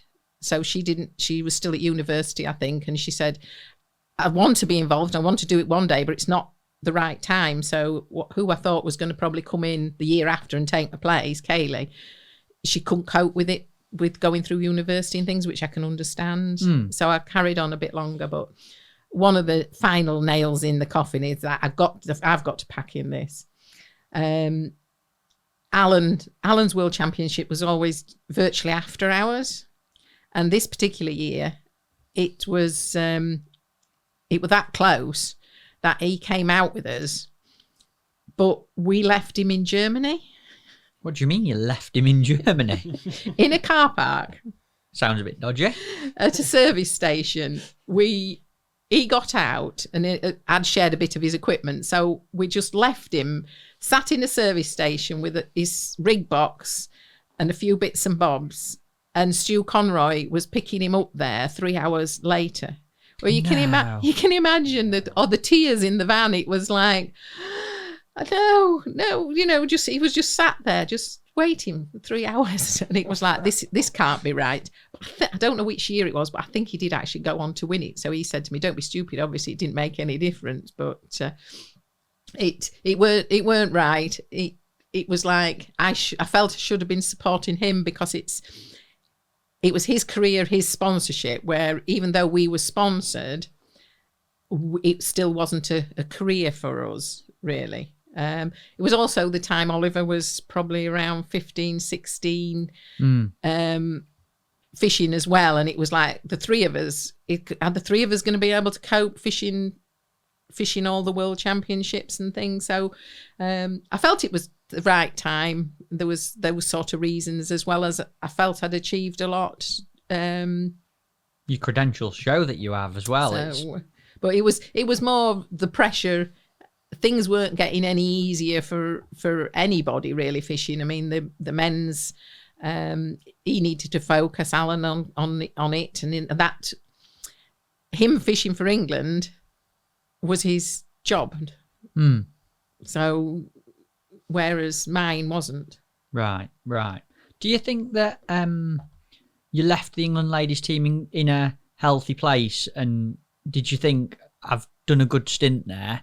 I mean, you won, am I right in thinking you won 5 team golds? Yes, we did. Yeah, no. 5 team golds and 2 individuals? Yes, and 2 bronze. Like, that's not a bad collection to walk away with, is it? No, it was... I hoped I gave as much back as it gave me, let's put it that way, because it gave me so much. I mean, it was tremendous. Did you never want to maybe take it on as a management role or anything like that? I think quite a lot of people thought I might do, but I felt I couldn't do both, concentrate on work and try and concentrate on managing an England squad. So, no, it definitely was a no. Right, that's interesting. Were you and Alan together during his golden years? And when I say that, he won 3 world championships back to back. Yes. Right. Yes, because the first one was on the Min Show, which was really special. I, as I say, enjoyed watching that one. It was really good, again on a river, and that it was good, brilliant. What was it like watching him on the world stage? Because you must have seen him fish some huge matches. Yes, I mean, for him to stand on a box and play a carp and things, I think I was more nervous probably watching him fishing than some of the times when I've been fishing, and that takes some beating. That's I've been to that Mincio myself. That is a proper cool place. That's where he fished the bollo, isn't it? It is. Well, he fished the pole, the bollo, and waggler throughout the competition. Amazing. We've mentioned Alan a few times, or a lot, and obviously I want to talk to you about him. And I always wanted to tell you this, but my missus, since our Barnsley Christmas party, she's like, so which one's Alan and Sandra then? And I'm like, that's Alan, that's Sandra. Both fish for England, both won world championships. She went, right, that's Mr. and Mrs. Fishing, isn't it? That is Mr. and Mrs. Fishing. How did you get to know Alan, and how did you end up getting together as a couple? I've known probably Alan a long time, because I think when we were juniors, our paths crossed, and have crossed quite a long time, because when I first started my business, we sponsored the Barnsley team, and Alan was in the Barnsley team. But I think it was when we both started international fishing, was probably when we first started, first really got together, because we both were wanting to be Mr. and Mrs. Fishing, really. We're the most boring couple to go out with. I don't think you are. No, because you're into fishing. Well, you've not done bad amongst you. Like, I'm looking. I don't know if you can see, folks, but I'll put you a cutaway on. There's a collection of medals behind Sandra. And it's phenomenal. How many international medals have you got between you and Alan? I think there's 64. 64 international medals. Mental, isn't it? Something I want to ask you, Sandra. What's the secret? You yourself and Alan have been, well, you're Mr. and Mrs. Fishing, but you've been so dominant in your own right over so many years across so many countries and world championships. Like, what is the secret? Do you, in your opinion, do you both have a level of natural angling talent, or has it been, through years of refining your angling or hard work? What is it in your perspective? I think it's a combination of absolutely everything you've said. I mean, there's not one other angler probably, unless the one sat at the table, that's as dedicated and as focused as Alan is. I mean, he's just unbelievable. I mean, I get up for work in the morning at 6 o'clock. He's in the tackle room. He's doing rigs, redoing rigs, doing this, doing that. But we have also, we have worked together as a team really, really well. We supported each other, and we've worked on methods. We've not just him with me, but me with him. We've worked on a lot together. But we are so boring. We live, eat, and sleep fishing. That's life. Yeah. So it's the dedication. And I would imagine actually something that you've got that maybe isn't as common is you're both so highly skilled in your own field that you can have that almost collaboration, as you said, in, come home and, well, I learned this, and Alan maybe's like, well, I've learned that. And so it's working together, and you're fishing something you've done lots over the years. Yes. I mean, even at White Eggs, we come back and we go, well, I couldn't catch anything on 014 upline. Well, funny enough, no, could I? No, you've got to go down to an 012, and we constantly talking about it. Yeah. Does it ever get too much to so highly strung into fishing people together for so long? Have you ever thought, there's too much fishing here? No. Never? No, There you go. never. That's amazing, That's it, isn't it? Yeah. I've got to ask you, while I've got you here, and Alan's not here, and he might be coming back at some point today, what's it like living with Alan Scotthorne? What's his worst trait? Well, one of his worst traits, clearing up after me. What, doing it or not doing it? No, doing it. He's made me tidy. He's the Right. most organised, tidy person. And that's why when I was saying about my cooking, I put something down and it's in the dishwasher. He's so tidy. And I'm not naturally, but I have learned to become tidier living with him. But what would he say your worst traits are? Being messy. When me and Claire Dagnall used to fish together, we was always scruffy 1 and scruffy 2 because we were just so messy. And even the fishing tackle, he'd come up to me and he'd go, that side tray's not level. And he's like, is it going to matter if it's not actually spirit level? I'm not going to catch anything left if it's tilted half an inch. But he'd come and he'd like straighten it, and it's like, He's definitely got OCD, oh, hasn't he has definitely. Like, look at his tackle room. It's the most tidy place ever. There's a box in a box, in a cupboard, in a box, in a bag, Yeah. I don't know.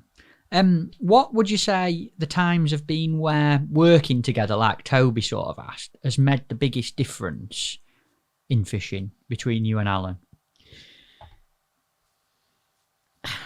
How do you mean? It's like bouncing things off each Yeah, other. what significant things have you sort of maybe, when you're watching him fish, have spotted and sort of gave him a heads up on, or you might have noticed things he's not noticed, or he's noticed things you've not? I'm sure he's loads of things that I do, and he tells me constantly. But I can remember one competition. It was I think he was practicing for the Kamasan, and he'd go out and feed with a big pot, and I mean, this is a long time ago, and carp fishing was only just really becoming into its own. He'd go out with a big pot and cup in a big pot of worms, and the carp would come up and eat the worms, and then he'd ship out, and by the time he'd shipped out, they're gone. So I'd said, well, you've got to put a pot on your pole. I said, because by the time you come back, the fish have gone. So we improvised something while he was fishing, and he put a pot on and cupped in and then dropped his rig in and caught really well. Well, like a kinder pot, yes, basically. Yes. And I don't know whether we were the very first to do small pots on poles, but it's a long time ago and nobody else was doing it at the time. So whether we were the first ones to do it, maybe. Wow. And it was from me watching him that, because it was like you're doing it yourself, but we're probably not realising. I could see, because I was sat watching the carp coming in, eating it and going. And by the time he got back out with his rig, there was nothing to catch. So the obvious thing was get a pot on your pole all the time, tip it in and put your That's rig. it. So you might have invented kinder pots. Maybe. There I you wouldn't go. like to say. Well, if anyone's got any other early kinder pot stories, or know of anyone that were doing it a long, long time ago, tell us about it below, right in the comments, because it'd be interesting to hear that. But that sounds pretty genuine, as maybe Sandra Scotthorne and Alan Scotthorne invented kinder potting. And I think I'm the first to have done bandit caster. Wow, tell me about that. We used to go up to Sesse, and I don't know how long ago it was, but it's a long time ago, before Lindome had started. And Lindome Lakes have been going 15 years, 20 years. Because when we stopped really going to Sesse, when we started going to Lindome. So it was well before Lindome. And the F1s had been stocked, and little barbel and things at Sesse. And Alan was catching them on maggots, but in a little loop, and he was catching the air-rigged maggot. But we were feeding casters, but he was fishing air-rigged maggot. I couldn't get air-rigged maggot on. I mean, I haven't got the best nails in the world, but I couldn't thread these maggots in. I was shaking. So I couldn't get them on. And I said, why can't I fish caster in a band?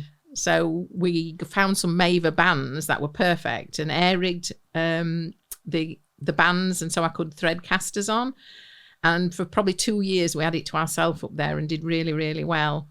And I think he ended up telling Lee Carey, and that was the end. Well, I'm not surprised. So you're calling Lee Carey out for spreading the word of banded castor? No, probably other people had started doing it. But as I say, I think I was the first. I might not have been again. Other people might have been doing it, but I don't know. That sounds pretty genuine, and it's the kind of thing that certainly you and Alan would be doing. And if you had it for 2 years without anyone knowing, we loved. I couldn't wait to go up there.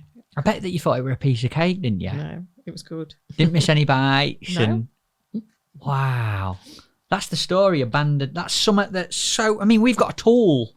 Guru have got a tool now that bans a caster because it's that much of a method. Yeah, well, it is now. I mean, I don't know how many years ago it is, but it must be 20. Well, I don't know. I don't know. The only thing I can gauge it on is Lindome. How long Lindome Lakes has been going? It was before Lindome Lakes started. A long time ago. Yeah. A blooming long time ago. Well, there you go. Kinder potting and banded casters. Yeah. Invented by Sandra Scotthorne. Maybe. I'm saying definitely. In the trailer, definitely. Can I talk to you a little bit about probably my favourite venue, or one of my favourite venues in the world, where I've had loads of batterings off you when I were a lot younger, and plenty of batterings off Alan as well. The Stainforth and Keedby Canal at Thorn. You guys had that place absolutely wrapped up.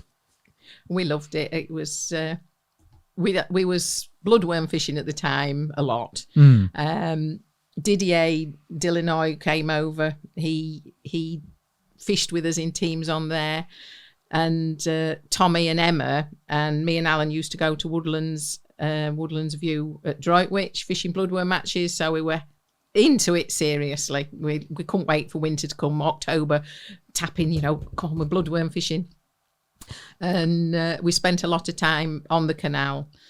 And one of the things we've worked out that you had to fish just up the shelf. If you fished in the middle of the track, you'd pick up all debris and everything, and it was soft, and you just had to come a float depth up the far bank and a float depth up on the near bank. And we'd feed 3 lines, 1 close, 2 long, probably positive, 1 positive, 1 negative, and work the 3 lines. But going up the shelf was really important. Didier coming over as well, working with different ground baits and things was great. You spent quite a lot of time with Didier. He used to come and stay with you for weeks at a time, didn't he? He did, yes, he did. He did, and I can remember fishing a team match with him, and it was always ground bait if it was coloured, and if it was clear, more leams. And this particular match, it was a teams of 4, and I think the canal was quite clear, and everybody else on the match balled it. Everybody, bar us 4. And who were the 4? You, Alan, Didier, and Mark Turner. Mark, yeah. And it was like, I can remember the bailiff who was sat behind me, and there was people that started catch on fish, and I got hooked up and didn't catch anything, and he sat behind me, and then I hooked something and it come up and it was like a Christmas tree. And at that point he says, I think I better go. And I was getting absolutely hammered. And anyway, I ended up winning the section. And afterwards, I can remember him saying to me, he says, I didn't realise that tree you pulled out had presents on it. I'm not sure whether I won the match, but I know the 4 of us, we won the team competition that day. We did absolutely awesome. And I think everybody else balled it and we cooked it. But there'd be days we'd ball it. We'd try and work out whether it was coloured, whether it was ground bait and different things. But we did do really well for a long time on there. Did you used to go, no, Alan used to go bloodworm scraping a lot. Is that something that you used to go with him and do that, or? I'll go with him. I've never done it myself, but I hate him going on his own. But right. now I'll go with him scraping. In fact, we might be going in the morning. Never. Does he still do some now, does he? Yes. We're trying to pass it on to Oliver, but it's not working very well. Do you think Alan would tell me where he goes scraping? No, he'd have to kill you. But maybe Sandra will tell me. Nope. Oh. What is bloodworm scraping? So bloodworm scraping, little red bloodworms that we use. Yeah. He's scraping them off the bottom of a lake or a river or a stream. He has to go in with chest waders and bottles so that he doesn't sink. Wow. In frosty, icy weather, usually. I was going to say, it's going to be cold tomorrow then if you do go. It'd be dangerous on your own in all seriousness, wouldn't it? I know, he went for a recce the other day when it was frozen, and I can't believe he went on his own. He didn't tell me. I want to know where to find his body even. Well, you look after him tomorrow and just drop me a pin for where he's going. You'll have a tracker on me, won't you? Yeah, I'm going to hide one in your wellies. Yeah. Another thing I remember reading a lot about you was fishing in Ireland, seeing features in magazines, big nets of fish. How much did Ireland play a part in your fishing, Sandra? I can't remember which year we started going, but it took some persuading. I think we went first. We got invited to fish a competition, and Alan got invited to fish for England. It was the K Club. It was a golf club, which is super, super posh, really posh. And Alan said, well, I'll go if Sandra can come and fish. And they said, oh, well, Sandra can fish for Ireland, and if you'll come and fish for England. So there were Bob Nudd, Alan, Mark Pollard, I can't remember who else, and I can't remember who fished for Ireland, but we was at this K Club, really posh. At the evening, they were doing the draw, and it was the lakes on the golf club where we were fishing. I can't even remember what it was for, whether it was for some publicity for Ireland, because they were big into promoting fishing. But they'd invited, they paid for us to go, they paid for everything, they paid for the dinners, the hotel, everything. And at the night, we had to pay for the red wine. And at the end of the day, Bob left us with the bill for the red wine. It was £61, Bob. But I think Bob drunk most of it. And we'd had a day's practicing, and it was catching little tench. Right. Little bars of soap, there were these little tench. And Bob said to me, he says, for you to win, he says, me and Alan will have to catch one and throw one back. Well, Bernadette, his wife, is Irish, and I was fishing for Ireland. She was fuming what he'd said. And she drew for me, and she drew me a very good peg. And we fished the competition. I won the competition. Yeah. Alan was second. Yes. and Bernadette was over the moon because of what Bob said. He says, for you to win, Sandra, me and Alan will have to catch one and throw one back.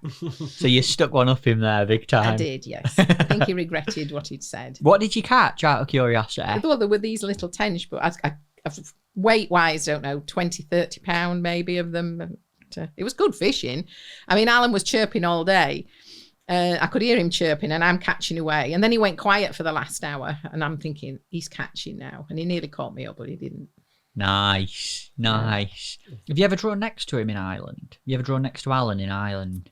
I have, yes. It was in Patumna because we used to go for 3 weeks. We used to do a week down at the south at Patumna, and then we used to go up to the north for 2 weeks and fish the classic. And we was at Patumna. It was awesome fishing. Is that on the Shannon? Yes, absolutely awesome. The fish you'd fish the practice match and you catch very little, but then the fish would run through and the bait would go in. And we both drew the same section, and we drew 2 pegs we didn't want. We went to our pegs absolutely sobbing because it was like we didn't want to draw peg 1 and 2. You wanted to be higher up. Anyway, started fishing, and I fished short at 9 meters, but when I swung the fish in, I had to put a joint on because it was 30 meters deep. Wow. So you were fishing 9 meters, but then putting a 30 meter or another joint on to swing the fish in. So you were shipping out to swing them in? Yes. That's ridiculous. And I was doing really well. Alan was fishing further out. I was never a puppet. Me and Alan, even though we always fish different, and I fish to my strengths. If I can't do something, I'll do something and try and compete. You know, don't want to try and do something. Alan's fishing 14 and a half to hand. I can't do that, etc. So I was fishing shorter and catching roach. Alan fished out longer and was catching odd hybrids, but I was absolutely hammering him. And I needed a wee. Now, bear in mind, to set up an island on the Shannon, you build a platform out where Toby is, and you'd have to wade out there, climb onto your platform on a reed bed, and so I needed a wee, so I had to get out. Walked across a field, had a pee, come back. I was that far in front of Alan. I sat on the top of the bank, poured myself a drink, and sat behind Alan drinking tea. A good cup of tea. Anyway, That's taking the mick, that is. Anyway, I went back and started fishing, and Alan started catching these hybrids long, and I'm thinking, ooh, he's going to catch me up here if I'm not careful. Anyway, carried on fishing. I think he beat me by 400 grams. Oh, no. And we both had nearly 60 kilo.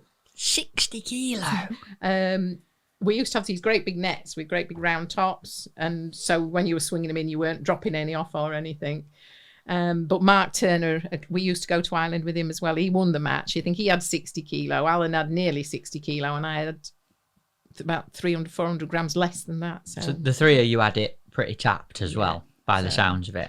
Yeah. You used to fish together a lot, you, Alan, Mark. Yeah, Mark, as say, he came to Ireland with us a lot. I mean, we went, I don't know how many years, probably we went 4 years up to the Shannon, and he came with us, I think, most years. Right, that's amazing fishing. Oh, it was awesome. The last time we went, it wasn't quite as good. And I struggled because Alan was feeding little balls of ground bait with casters in at 14 metres and little floats rather than like 10 gram rigs running through, really hammering it. It was the fishing got harder, and I couldn't compete. I couldn't catch because I couldn't physically fish 14 and a half meters and that. So, but we had some fantastic times there. Do you think there's any sort of physical difference between men and women fishing? Is it ever a hindrance, do you think, for a female angler compared to a male angler? It wasn't at my prime.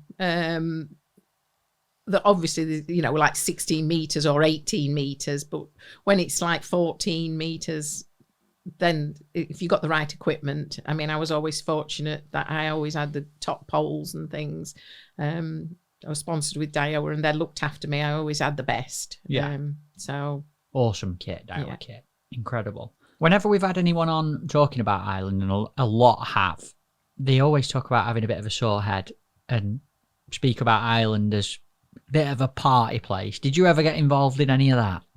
Well, when we was up in or down on the Shannon in the south, there was a bar called Curly's Bar, and that was a wicked night. But once I can remember when we was up in the north, we'd had a lot of wine, or I had, and the next morning it wasn't the classic. The next day it was there was always matches on the Tuesday and the team match on the Thursday. I think it must have been the Tuesday, and Alan said, "You fishing?" I says, "No." I says, "I'm not." I says, "I'm not fishing today. I'm really rough." I said, "I feel really, really, quite sick. I'm not fishing." And he says, "You are." And anyway, he put the tackle in the van, and I drew on Queen Elizabeth Road, and I can remember him throwing me tackle over Queen Elizabeth Road. There's a little wall, and he threw me tackle. There you are. I says, "Well, if I don't feel right, I can walk to where you are." I said, "I'm feeling really, really rough," and it hadn't been fishing well. It was fishing really hard. And I thought, I don't really want to do this. I really don't want to do it. Anyway, I did set up, and I then put my fishing brain in gear, and you never use a pole pot in Ireland. Again, pole pots. And I thought, well, it's fishing hard. So I chopped a few worms up and cooked them in. And I can remember catching, I think, 10 kilos of skimmers when everybody else didn't really catch very much, and won the section. So what kinder potting? Well, biggish pot, cupping worms in. I've never been frightened to cut worms in. Do you like? I can get through worms. Do you like? They're your favourite bait, would you say? I would say it is. Ah, right. Have you ever seen Alan really hungover on a fishing match before? Or is he sensible? Well, not really. I've seen him ill, but that was probably with sunstroke in Ireland, which doesn't happen very often. But not actually hungover. Right. Does he not have a beer before fishing? Generally quite sensible. He's sensible. He'll have a few and let his hair down a bit, but generally he's pretty sensible. Right. What's your biggest weight in Ireland? Because I've seen you with some massive nets of fish. In the south, I had a 63 kilo. That was when I was fishing next to Dave Brooks. Brooks, eh? Yeah, I can remember a lady coming down. She says, "Oh, you're beating him. You're catching one to every one of his." And I'm like, "No, I'm not." Dave all day was like a windmill. He had his pole between his legs, and I think what his tackle was like at the end between his legs, I don't know. They must have been sore because he weighed in 90 kilo. I had 63, and Bob Nudd was further down the section, and he had 62. And I can remember Bob saying to me, he says, "I don't know about fishing for England ladies. You should be fishing for England men." I can remember, always remember that comment. It was a nice comment. Well, it's good. Not bad. 63 kilo. Yeah. And Nuddy's catching 62. How does Brooksy catch 90? I don't know. On his double Olivet rig. Is that what he had on? 2 Olivets? Never looked pretty, but Did he used to have a double Olivet rig? Yes. What, a big Olivet and a little one? He had 2 Olivets down. It was crazy. It didn't look right, but he could catch. Right. What would you say you are in angling in general, or from your island days? Would you say you're a good or bad drawer, as in the draw bag? I think Ireland's been favourable to me. I can remember drawing on the team match. I didn't fish that year. In fact, it was probably one of the early years. And what there is there's 8 or 10 sections, and there was 8 or 10 buckets. And they said, "Well, you go draw." So I went in and drew out of it separate buckets. And I drew Trory 30, Corner Grade 28, Airport on the Point. I come back with these numbers, and they're going, "You can't have drawn that. What, that?" And everyone, I think they won every section virtually by one, and they were second. So you drew every best peg out of all the buckets? Yeah, Derek Willen was on Trory. He won Trory. He won the match. Alan went on Corner Grade, where he'd fished the day before catching hybrids, and he was second in the match. And they won the sections and that. But no, it was awesome. Oh, my. And it has been favourable to me in the matches as well, really. But say... It's one of my favourite, was one of my favourite, but the fishing's so physical over there. I could only do it for so long. Why did you stop going? Basically, because I couldn't wade out 4 or 5 metres, set a platform up, fish 30 metres to hand. There were 6-hour matches down at Patumna. And then the fishing at Enniskillen, I think Alan won his section every day in the classic, but didn't break 4 kilo or something. So it was like the fishing wasn't as good, and it was getting too physical down south, where the fishing was good for me, really. Got you. And what did you do instead of Ireland? Because you must have wanted to still go fishing at that point. When we finished going to Ireland, we started going to Whiteacres. Loved it down there. Mike Dagnall and Claire Dagnall used to go as well. Had some fantastic times down there. Yeah, what are your best memories of Whiteacres? Yeah, well, on one day, Claire drew on the Match Lake. Yeah. I think it was peg 25 possibly, and she had her first £100 down there. I'd had 99s and she'd had 90s, but I can remember that day was so special. It was fantastic. But you both wanted to like get over that £100 mark, and she did it. Yes, she brilliant. What you qualified for Part Dean final as well, I think, didn't you? Yes, I think I was probably the 23rd angler in, because I think the top 24 qualify. But I was the first lady, or probably the only ever lady to qualify for Part Dean. I'm not sure. Right. Definitely the first, anyway. Very nice. What were you close with Claire, Sandra? I never knew her that well, but I've heard so many people say really nice things about Claire. Yeah, she was a special angler, and an even more special person. I mean, if you wanted one angler to fish for you or fish for your life, it would be Claire. I would have picked Claire any day. She was a natural angler, great, and a personality. She could light up a room, and I mean, she didn't drink, but if she had one drink, that was it. She was great. Bless her. Well, I hope that Mike's listening to this. I'm sure he will be. Any other memories from Whiteacres? Any golden stories you can tell me about? I drew next to Alan a couple of times on Belingi. We were not next to each other, but we were in the same section. And it was quite close. We were both catching quite well. And the carp took his top of his pole off. and it's swimming out. So he picks his waggler rods up and casts over it and brings it in, and he unhooks the carp and's got it in his. I said, you can't put that in your net. I said, you've caught it on 2 rods. I said, you can't possibly put that in your net. And he says, well, and all lake were like, well, they didn't really know what to say anyway. He didn't put it in his net. That's because you're bossing him from the other side. Anyway, he dropped it back and all anglers on lake went, ooh. Anyway, when the bailiffs come round, I said, would it have been allowed? And they said, oh, yes, it would have been fine. So anyway, he won the section without it. But I got my own back on another day, and it was on Belingi. He never fished it, but I fished a couple of times on Belingi with a bomb, and it was probably about that deep. And I fished with the bread about that far under the surface. So it was floating. You can't use floating baits on the surface, but you can use pop-ups. So I was fishing bread, popped up probably 3 foot, just literally, I don't know, 10 inches under the surface. And when the carp took it, it was just like the whole lake erupted. There was just this great big boil going, woo. Anyway, we were next to each other. Alan said, you haven't caught one on that, have you? I said, yes. Anyway, I think I had 6. So that was, then there were £10 then. There were big fish at Belingi.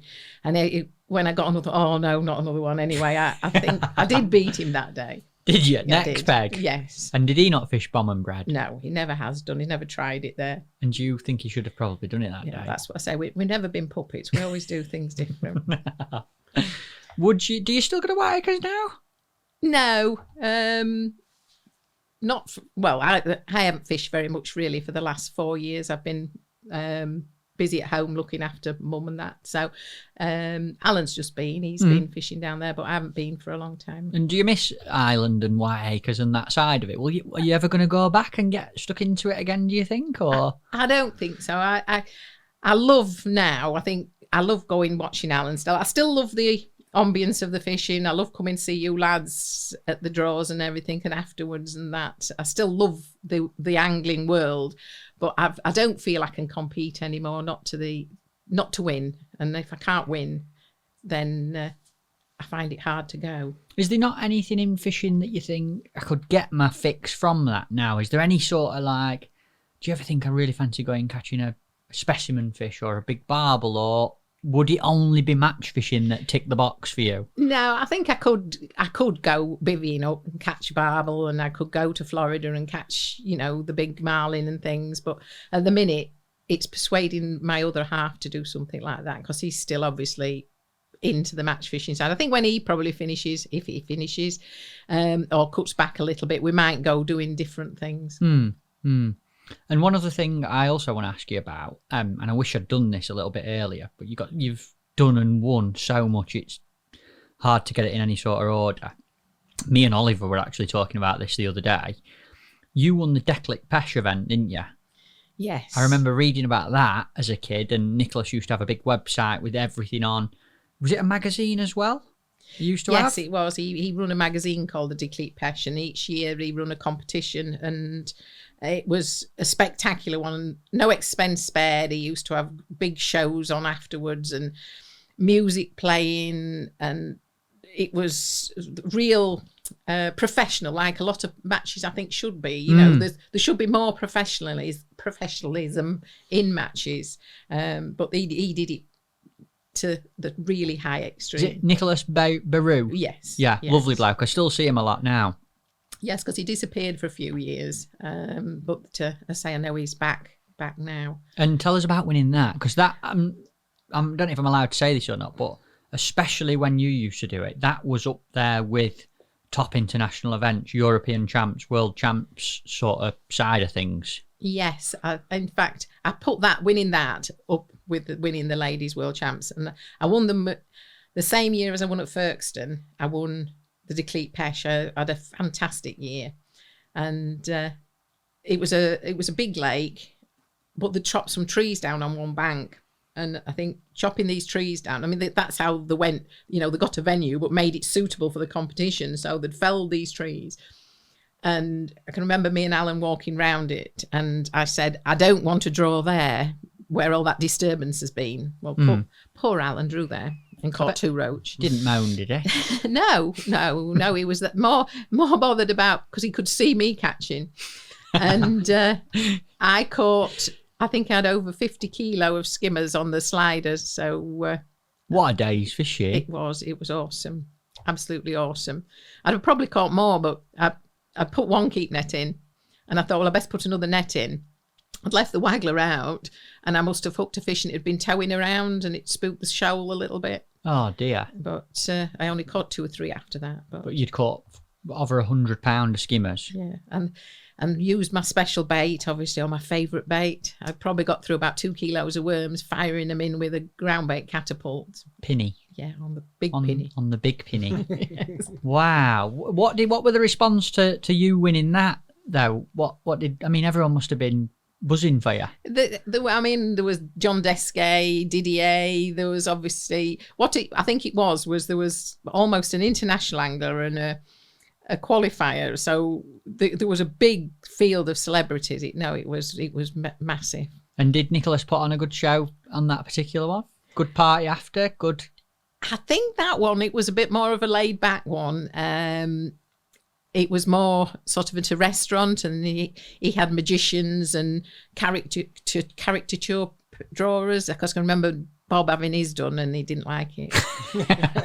Bob Nutt. Yeah, but one of the ones before, it was Alan's birthday, and it was a real big show. And there was these showgirls on, and they were all topless. And Nicholas got topless. Yes, actually topless. Yes, they were topless. Boobies out. Yeah, big show. Showgirls, can type dancing, and because it was Alan's birthday, they got him on stage with the dancers, but he was stood in front of them. And the dancers were behind him, so he couldn't see them. Oh, poor old Al. I know, he was gutted. But you could see everything. God, why don't we have this event anymore? And one of the ones before, it was at Fisherville. And it was the first year we did meet Didier. And Alan was next to Didier, and they had a good match, but I had a better one. And I was catching big skimmers, about £3 on a waggler, and Nicholas Baruch came round and he says you're never going to compete fishing on a waggler, you'll have to catch them line to hand on a pole. So I brought the fish back to a line to hand pole, caught 2 or 3, and the spooked and went, and I weighed 70 some kilo. And when I was fishing on the waggler, they were playing music on big tannoys. And I'm stood there winding these big £3 breaming, and it was like, feel like a woman. No, that was on all the tannoys and that. And I was having a lovely day until Nicholas come up and spoilt my day and went, you won't compete on that. And I don't know where I finished, but I had 70 kilo, and I think probably 90 kilo won it on that day. So you're winding bream back to Shania Twain. Yes, it was great. That's awesome. Absolutely incredible. And I don't know what you're going to say about this, but I'd like to know from an Halkon Hunt point of view to start with, what have you got in mind for the future, Sandra? I'd like to know from a business point of view and a fishing point of view, what does the future hold for, first of all, Halkon Hunt and your amazing business that you've built up?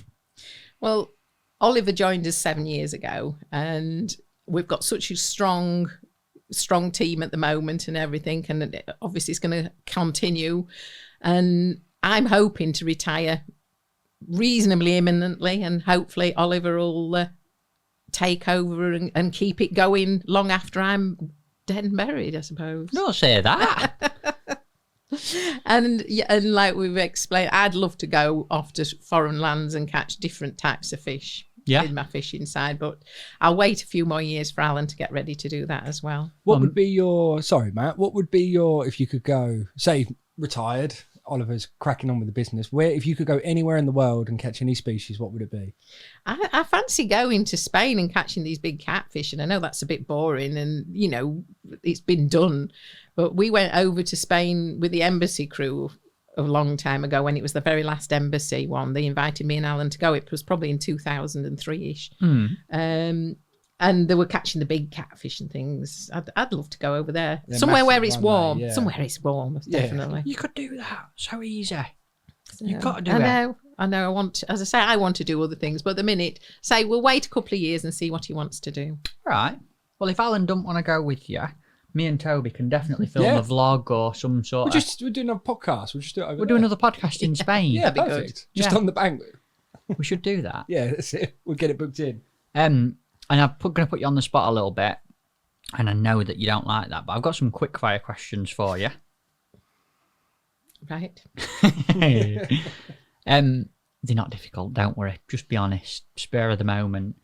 If there was an item in your tackle box that you couldn't live without, what would it be? It'll all be a bit mouldy now, not been used very much. I used to have a lucky rabbit. Well, I threw that in because I don't believe in luck. It's skill, not luck in fishing now. Right. Where did you throw it in? Yeah, I threw it in the Trent one day, I think. What, did you have a bad day? Yeah.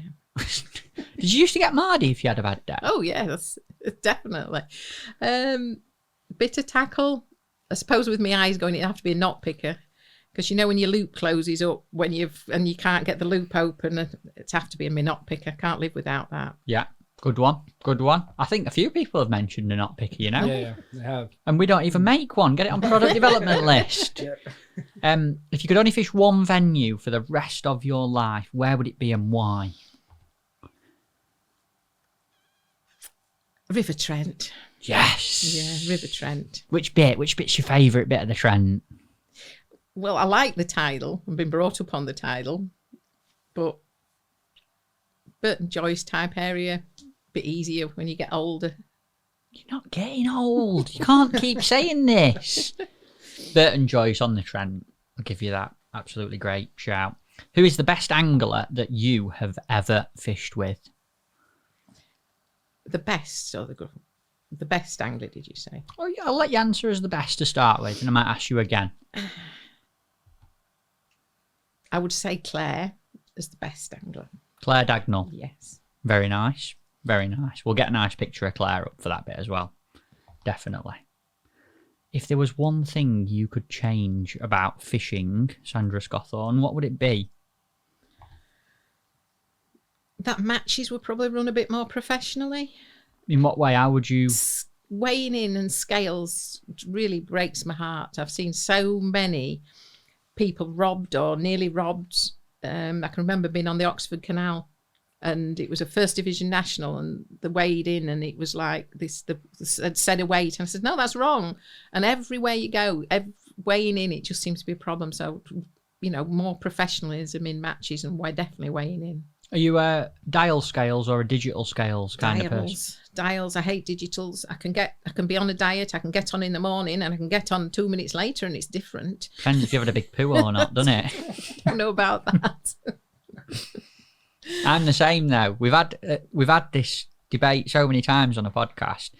You spend all that time preparing for your match and all that money travelling, going there, the effort through the 5 hours of terrible weather, and all it takes is someone going, £5 that split-second decision that to them is not important, but to you, you've put so much effort Well, in. we've just had Dave on, haven't we? Dave Shires, yeah. From the Fishermania final, and he had 100 grams winning 50 grand, but he had to have a reweigh. Well, there's a similar thing was on the Oxford Canal. The lad who won the national, if I hadn't have said something, he probably wouldn't have won it. It was like, no, that's not right. So scales is my pet hate, and if they were more professional with it, it would be like you say, you put so much hard work and effort into something, and then it can be just robbed and taken away from you with just a set of scales. Yeah, I'd love to see that change. I think it's a really good point. Really good point. And if you had to give someone who's never been fishing before some advice to go and give it a go, or some inspiration to try it, what would you say to them? Well, today there's so many people doing coaching. So many people. I mean, obviously, when I started, I had the opportunity to go in the junior team. That's not there probably now for people. But if somebody's child wants to take up fishing, or not only a child, book a lesson. There's so many people doing lessons now, and it doesn't have to cost a fortune. Just book a lesson and have half a day with somebody. Go through it. I'd love for it to be taught in schools, but if you can't have it taught in schools, pay for a lesson, learn how to disgorge your fish, learn how to handle fish, have a lesson on fishing. And then you can go with confidence and know that what you're doing isn't going to be detrimental to the fish, really. Great point. And the people that you can have lessons with are top level people as well. Yes. If you wanted to. Yeah. I mean, there's ladies doing them as well. It's not just, so if you're a lady and you're wanting to take it up, you can find lady anglers on there doing coaching as well. So it's not just, you don't have to think you've got to go with a male angler. There's ladies. It's great. I mean, on the internet, all you've got to do is Google lessons, I'm sure, and there's so many come up. That's a real good one, that. I've not had anything like that before, have No, we? we haven't. Very, very good, Brilliant different answers. one. Everyone normally answers very similar to that one, and that's very, very different. Yeah, they and do super actually. positive. Yeah. Thank you. And I feel guilty sat in your home asking you this, having drank a lot of your tea. But have you got a gift that you can leave for the Fishing Gurus podcast? I might have. It is Christmas. It is. So we've got to have gifts at Christmas. Look at this, Oh, it's Toe. wrapped and everything. Let me move some stuff. Can I put these on the floor? You don't mind, do you? No, not at all. I'll Right. even take the cakes because I might eat another one. Reckon Alan's Those gonna have reindeer them. ones are lovely. Right, we don't get them wrapped up very... Wow. You know that we can keep this? Yes, of course. Look at that. You need to tell us the story. Well, that is the very first jackets that the England ladies wore. Wow. When we, We can went take this back. when we went overconfident and underprepared. This is the one that you Wow. wore. So this is an England ladies jacket from the very first ever Ladies World Championship. Yes. Look at that, Toe. That's a brilliant gift. We've got to get that framed. Yeah, It's even got my definitely. badges on. I agree. Look at that. That's the octopus ones. Halkon Hunt designer made in the UK. No, Wow. It's. I get so much pleasure. That's a brilliant gift. Yeah, I get so much pleasure out of seeing people looking smart with teams, with the team fishing and everything. It breaks my heart when everybody looks tatty. Scruffy. Yeah. That's a bit of a kick up the backside for me, that is, Sandra, to be fair. Well, that is That's what a brilliant. gift. It's brilliant. It's too good for the glass cabinet. You're right. That'll be getting framed in the studio. That Framed and put up next yeah, to it, I'm saying. absolutely. Yeah, We need yeah. to definitely do that. Sandra, I've got to say this. Thank you for a wonderful conversation. Me personally, and I'm sure everyone listening, you are so inspirational from a business point of view, from your fishing credentials, and as a person. It's been an absolute pleasure. It's been a brilliant show. No, well, I thank you very much for coming and giving me the opportunity to share a few of my stories. Thank you very much, ladies and gents. Sandra Scotthorne.